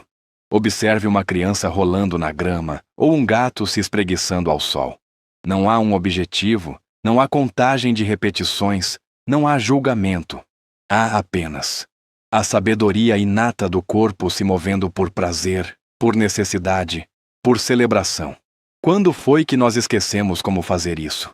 Quando trocamos a dança pela esteira, a brincadeira pela obrigação, a energia estagnada e a sabedoria do tremor.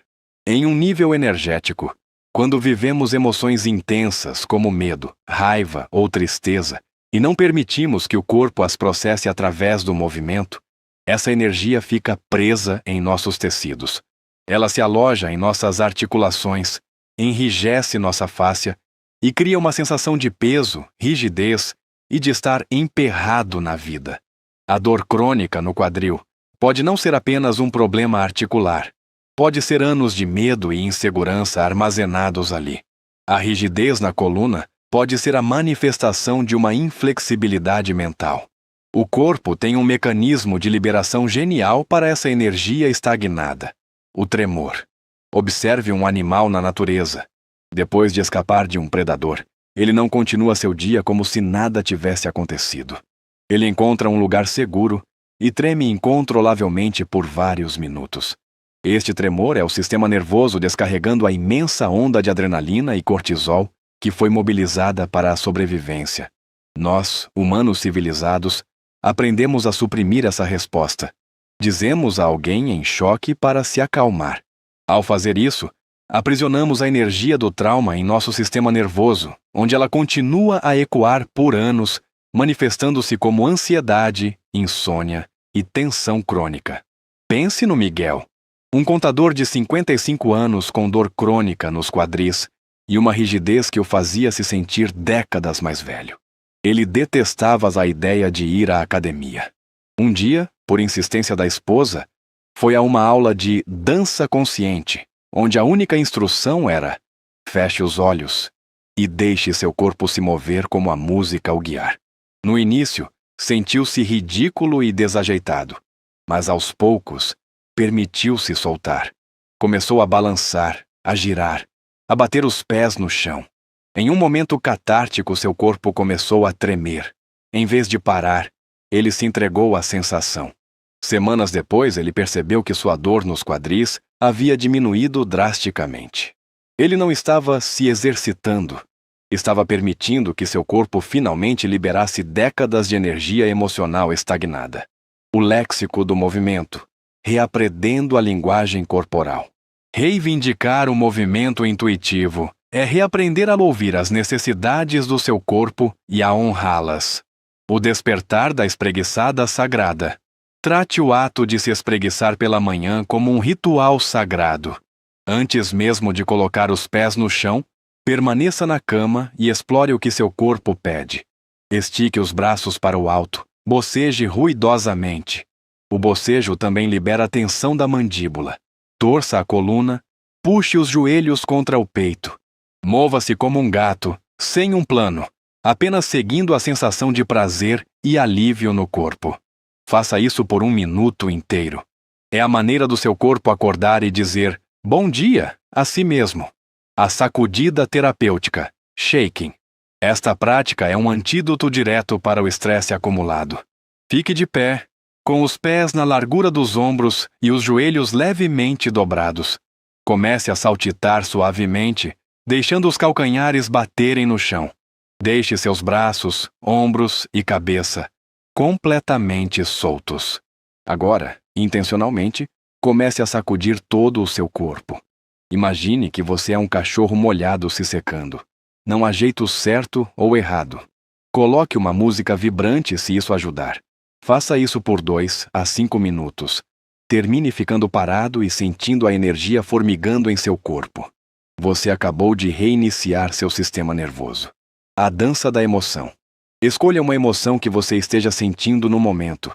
Frustração, alegria, tristeza, o que for.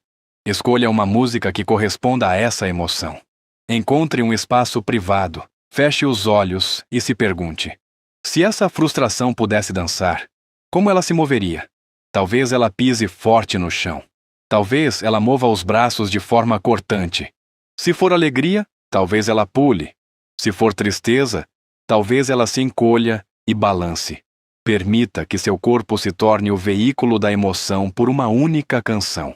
O objetivo não é ser bonito, é ser autêntico. É dar ao seu sentimento um vocabulário de movimento. Ao redescobrir o movimento como uma forma de diálogo e liberação, você percebe que nutrir seu corpo vai muito além do que você come. E essa percepção nos leva a ampliar nosso conceito de nutrição, para abranger tudo o que consumimos através dos nossos sentidos. Capítulo 14. O banquete dos sentidos. Nutrindo seu corpo além da comida. Imagine a seguinte cena. Uma pessoa sentada em um restaurante, comendo uma salada orgânica, colorida e cheia de nutrientes. Ao mesmo tempo, ela está com os olhos fixos na tela do celular, lendo notícias angustiantes, respondendo a e-mails estressantes e vendo imagens de conflito. Agora, responda com honestidade. Essa pessoa está realmente se nutrindo? A comida que entra pela sua boca pode ser pura e saudável, mas o alimento que entra pelos seus olhos e ouvidos é tóxico. E o corpo não faz distinção. Para o sistema nervoso, estresse é estresse.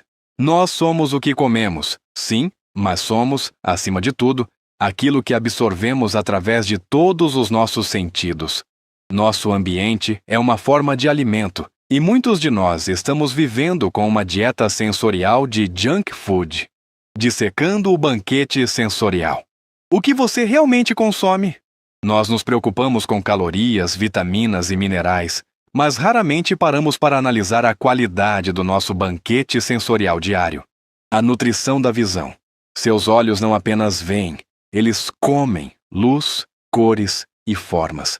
Olhar para uma paisagem natural, o verde de uma floresta, o azul do céu, tem um efeito fisiológico mensurável. Reduz o cortisol, diminui a frequência cardíaca e ativa partes do cérebro associadas à calma e ao bem-estar. Em contraste, viver sob a luz fluorescente e tremeluzente de um escritório, em um ambiente visualmente desordenado e caótico, é o equivalente a comer fast food visual. Isso sobrecarrega o sistema nervoso e drena a energia. A beleza não é um luxo, é um nutriente essencial. A nutrição da audição. Seu sistema auditivo evoluiu na natureza, sintonizado para o som do vento nas árvores, o canto dos pássaros, o correr da água. Esses sons naturais são inerentemente calmantes. O ruído constante da cidade, sirenes, tráfego, construções e a cacofonia digital de notificações, vídeos agressivos e notícias alarmistas são interpretados pelo seu cérebro como sinais de perigo. O corpo se mantém em um estado de alerta de baixo grau. O silêncio, ou sons harmoniosos como a música clássica ou sons da natureza, são o alimento integral para os seus ouvidos. A nutrição do olfato. O olfato é o nosso sentido mais primitivo e tem uma linha direta com o sistema límbico, o centro emocional do cérebro. Antes mesmo de você ter um pensamento consciente sobre um cheiro, seu corpo já reagiu a ele.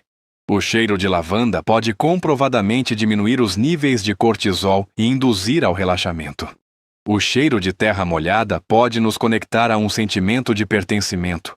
Em contrapartida, os cheiros artificiais e químicos presentes em muitos produtos de limpeza e purificadores de ar podem agir como disruptores sutis do nosso sistema nervoso e endócrino.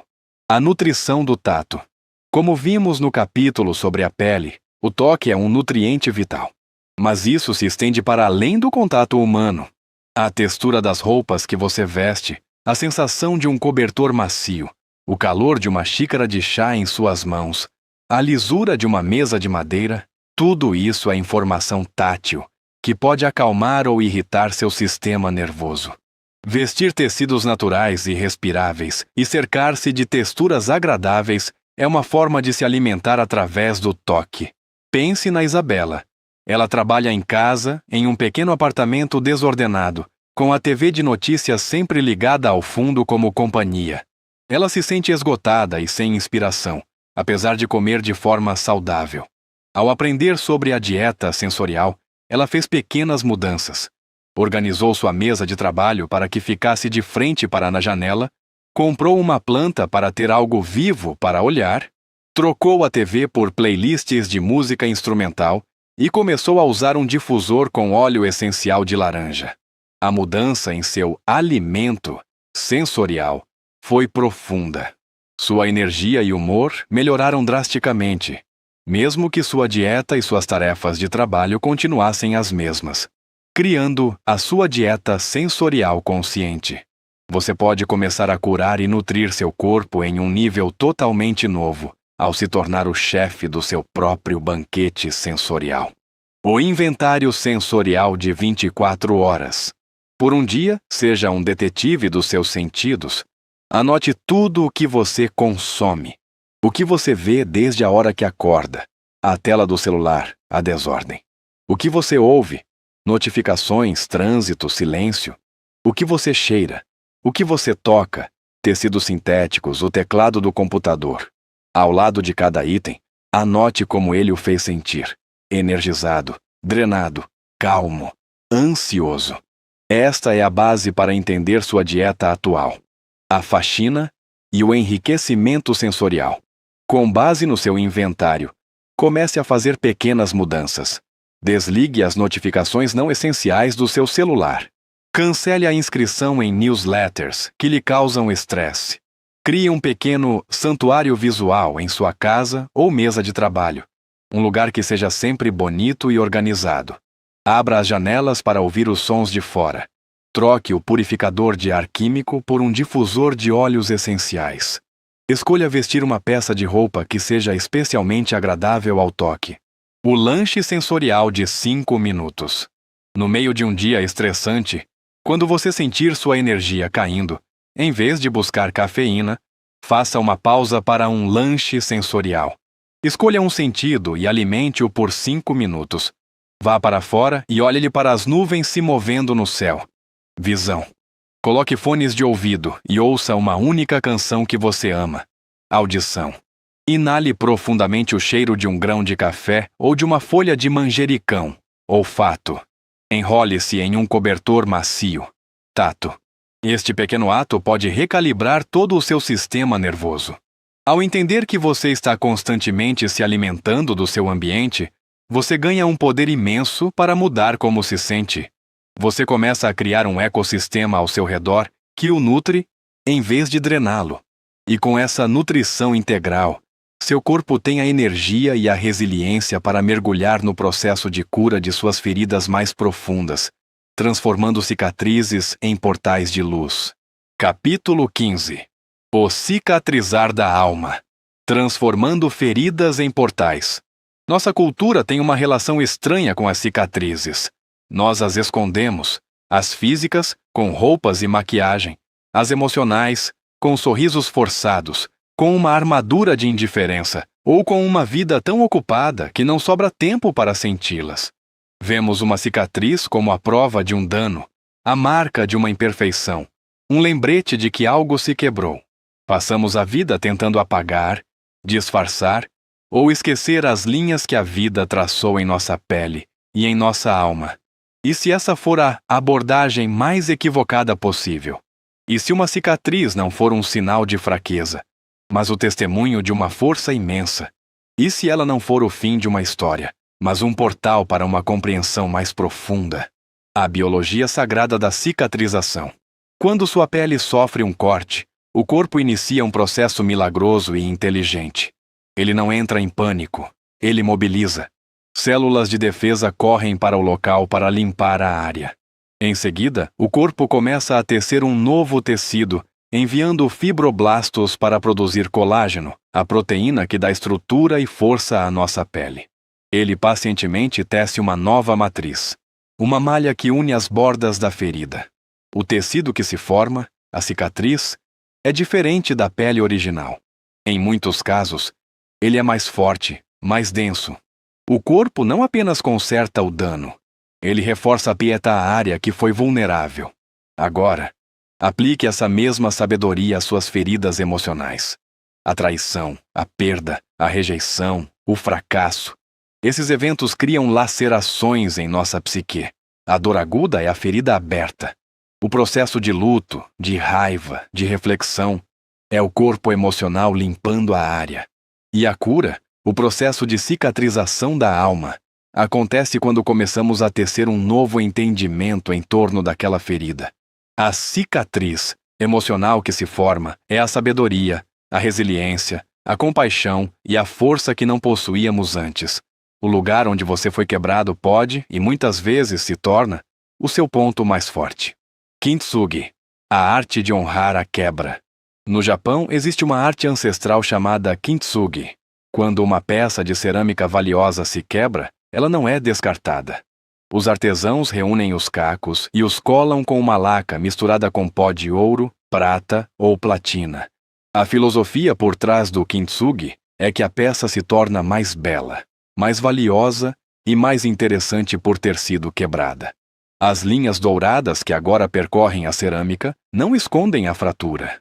Elas a celebram como parte da história única daquele objeto. Esta é a metáfora mais poderosa para essa nossa própria cura. Suas feridas e traumas não são sua vergonha. São suas linhas de Kintsugi. Tentar esconder ou fingir que elas não existem é negar sua própria história e sua beleza única. O verdadeiro trabalho de cura não é apagar as cicatrizes, mas preenchê-las com o ouro da autoconsciência, da autocompaixão e do amor. É olhar para para a linha da ferida e dizer: foi aqui que eu me quebrei, e foi aqui que a luz entrou. Foi aqui que eu aprendi sobre minha própria força. Pense na Clara. Ela passou por um divórcio devastador aos 40 anos. Algo que ela via como o maior fracasso de sua vida. Por anos, essa experiência foi uma cicatriz feia que ela escondia de todos.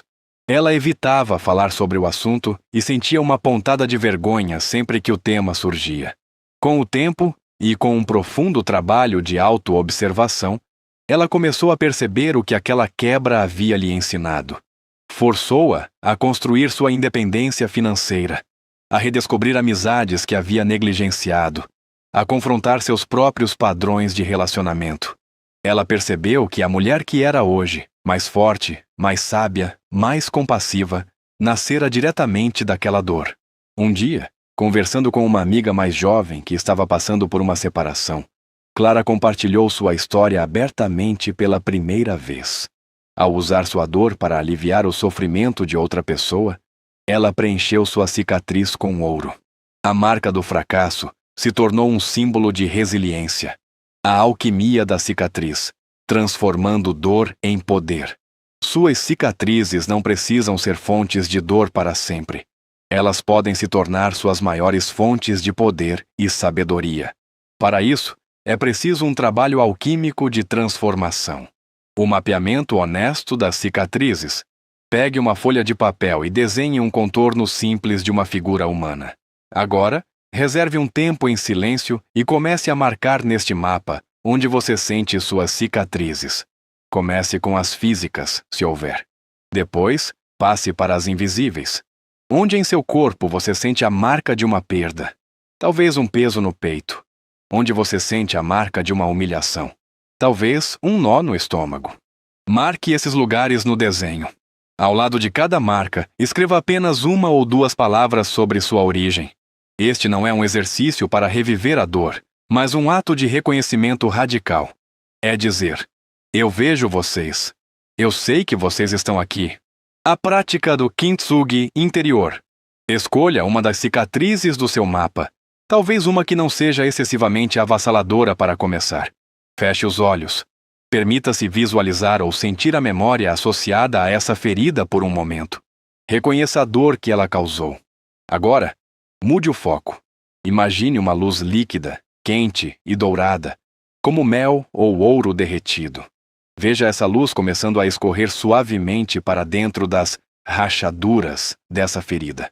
Visualize-a preenchendo cada fresta, não para apagar a linha da quebra, mas para iluminá-la por dentro. Sinta o calor e a paz que essa luz dourada da compaixão traz para a área. Respire nessa imagem. Veja sua cicatriz não mais como uma falha, mas como uma obra de arte única, um padrão luminoso em seu ser, reescrevendo a história da ferida. Para a mesma cicatriz que você trabalhou, pegue seu diário. Primeiro, escreva a história que você sempre contou a si mesmo sobre ela. Por exemplo, o divórcio foi a prova de que sou incapaz de manter um relacionamento. Agora, em uma nova página, desafie-se a escrever uma nova história, a história do ouro. Pergunte-se: que força eu descobri em mim por causa dessa experiência? Que lição valiosa eu aprendi? De que maneira essa dor me tornou mais humano, mais empático, mais sábio? Não negue a dor, mas foque na resiliência que nasceu dela. A primeira história o mantém como vítima. A segunda o eleva a alquimista. Ao praticar essa alquimia, você deixa de ser um prisioneiro do seu passado e se torna um curador de sua própria história. Suas cicatrizes se transformam de memoriais de dor em faróis de sabedoria. Elas se tornam a prova viva de que a vida não o quebrou. Ela apenas o abriu. E com essa nova perspectiva, você está pronto para integrar todas as partes de si mesmo em uma sinfonia coerente, o tema da nossa conclusão. Capítulo 16. Conclusão. Tornando-se o tradutor do seu próprio corpo. Chegamos ao fim deste caminho de palavras, uma jornada que nos levou das tensões em nossos ombros à geografia de nossos pés, do fogo em nosso fígado às memórias em nossas células. E antes de qualquer outra coisa, quero fazer uma pausa e honrar você por ter chegado até aqui. O fato de você estar lendo ou ouvindo estas palavras finais não é um feito pequeno. Em um mundo que constantemente exige nossa atenção para fora, você escolheu investir tempo, energia e vulnerabilidade para olhar para dentro. Você não apenas consumiu informação, você iniciou uma transformação. Cada capítulo que você concluiu foi um ato de amor próprio, um sinal enviado a cada célula do seu corpo de que você está disposto a ouvir, a aprender e a curar. Este compromisso já começou a mudar sua biologia, a tecer novas vias neurais de autocompaixão e a reescrever a narrativa da sua saúde. Acredite, o trabalho mais importante já começou. Agora, percebemos que este nunca foi um livro sobre como consertar um corpo quebrado. Foi uma expedição para redescobrir uma verdade fundamental. Seu corpo não está quebrado e nunca esteve. Ele está, e sempre esteve, falando com você. A única peça que faltava não era um remédio ou uma cirurgia, mas um tradutor. E o propósito desta jornada foi despertar o tradutor que vive dentro de você. Por muito tempo, fomos ensinados a terceirizar a nossa saúde. Mas agora, você reivindicou o seu lugar como o maior especialista em sua própria vida. A sinfonia integrada, vendo o corpo como um todo. Ao longo destes capítulos, você aprendeu a ver que nenhum sintoma é uma ilha. A dor no seu ombro não está separada do nó em sua garganta. A bagagem que você carrega o impede de falar sua verdade. A verdade não dita gera uma frustração que congestiona o seu fígado, minando sua coragem. A falta de coragem para agir faz com que seus pés hesitem em trilhar um novo caminho. A hesitação e o medo drenam a bateria dos seus rins. Tudo está interligado em uma sinfonia de causa e efeito. A dor não é um erro. É uma nota dissonante que o convida a olhar para toda a orquestra, para encontrar qual instrumento está fora de sintonia com o seu bem-estar. Ser um tradutor é aprender a ler essa partitura complexa com curiosidade e compaixão. Mais que ouvir, dialogar. A prática do tradutor. Tornar-se um tradutor é uma mudança de postura fundamental. É mudar a qualidade das perguntas que você faz a si mesmo. A pergunta antiga era: como eu faço essa dor parar? A pergunta do tradutor é: olá, dor. Eu sei que você está aqui. O que você está tentando me dizer que eu não estou conseguindo ouvir? A pergunta antiga era: por que estou sempre tão cansado? A pergunta do tradutor é: corpo, de que tipo de descanso você realmente precisa? É de sono? De silêncio? De nutrição? De alegria? A pergunta antiga era: o que há de errado comigo? A pergunta do tradutor é: que parte de mim está pedindo para ser vista, cuidada e amada neste momento? Essa mudança na interrogação interna é revolucionária. Ela o move do papel de vítima de um corpo defeituoso para o papel de parceiro de uma inteligência profunda. Ela substitui o medo e a frustração pela curiosidade e pelo cuidado. A vida como prática e o pacto de amizade. Lembre-se que este é o começo. Haverá dias de desconexão. Isso não é um fracasso, é parte da prática de ser humano. O objetivo não é a perfeição, mas um retorno compassivo à conversa, de novo e de novo. Ao fechar este livro, convido-o a firmar um pacto final, uma promessa de amizade consigo mesmo. Coloque a mão sobre seu coração. Respire fundo. E em silêncio, prometa ao seu corpo: de hoje em diante, eu prometo te ouvir. Prometo tratar suas mensagens não como um problema, mas como um guia. Prometo te nutrir não apenas com comida, mas com pensamentos, movimentos e ambientes que honrem a sua sabedoria. Prometo ser curioso em vez de crítico. Prometo ser paciente em vez de apressado. Prometo ser seu parceiro, seu amigo, seu tradutor fiel. Eu estou em casa.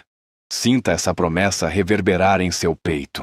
E para selar este compromisso, para movê-lo de uma intenção interna para uma declaração ao mundo, existe um conjunto de palavras que resume esta nova parceria. Eu o convido a levar esta verdade para fora. Vá até a seção de comentários e declare estas palavras para que todos vejam. Meu corpo não é uma sentença, é minha bússola. E eu escolho navegar. Fazer isso é mais poderoso do que você imagina. Para você, escrever estas palavras é um ato de encarnação. É solidificar sua decisão. É dizer ao universo, e mais importante, a si mesmo, que você não é mais um passageiro passivo, mas o capitão da sua própria jornada de cura.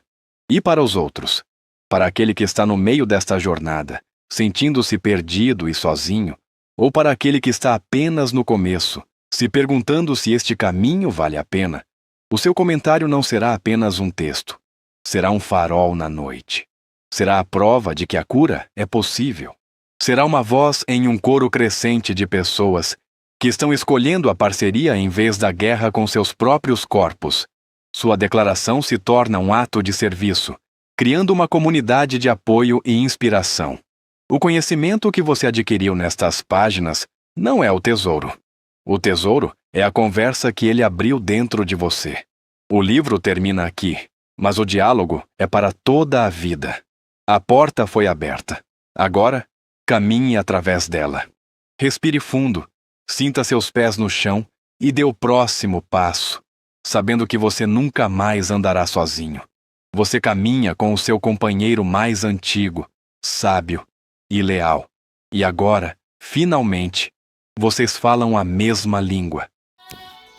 Que você cuide dos seus pensamentos, da sua autoimagem, dessa conversa interna do Self 1 com o Self 2. Principalmente utilize frases que te empoderam, que te dão força, alegria, prosperidade.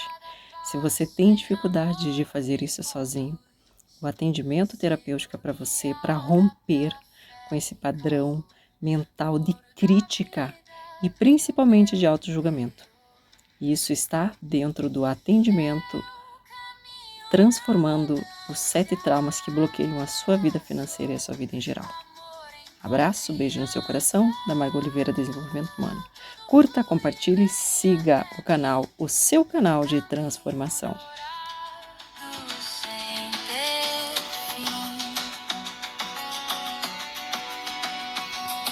Sinto no peito um sol a brilhar.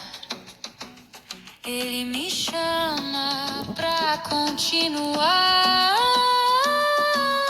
Cada escolha é semente que eu planto, e a colheita é amor que eu encanto. Eu caminho na abundância, sou amor em confiança.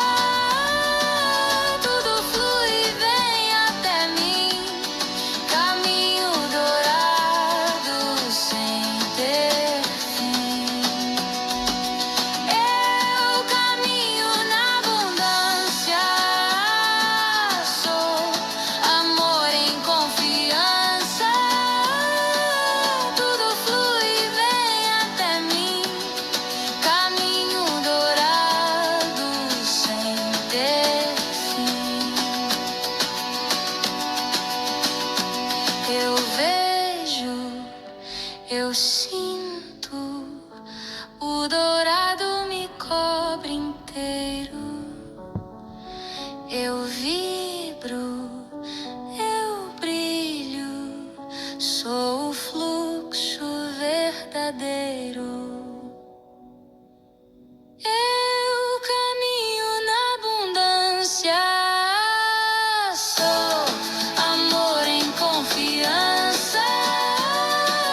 Tudo flui e vem até mim, caminho dourado sem ter fim.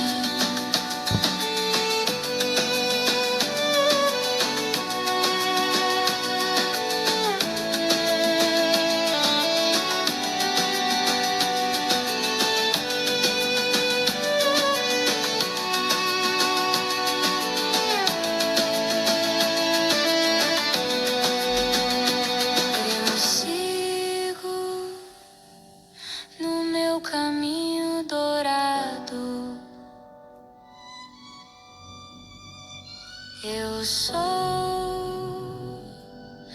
a abundância em cada passo.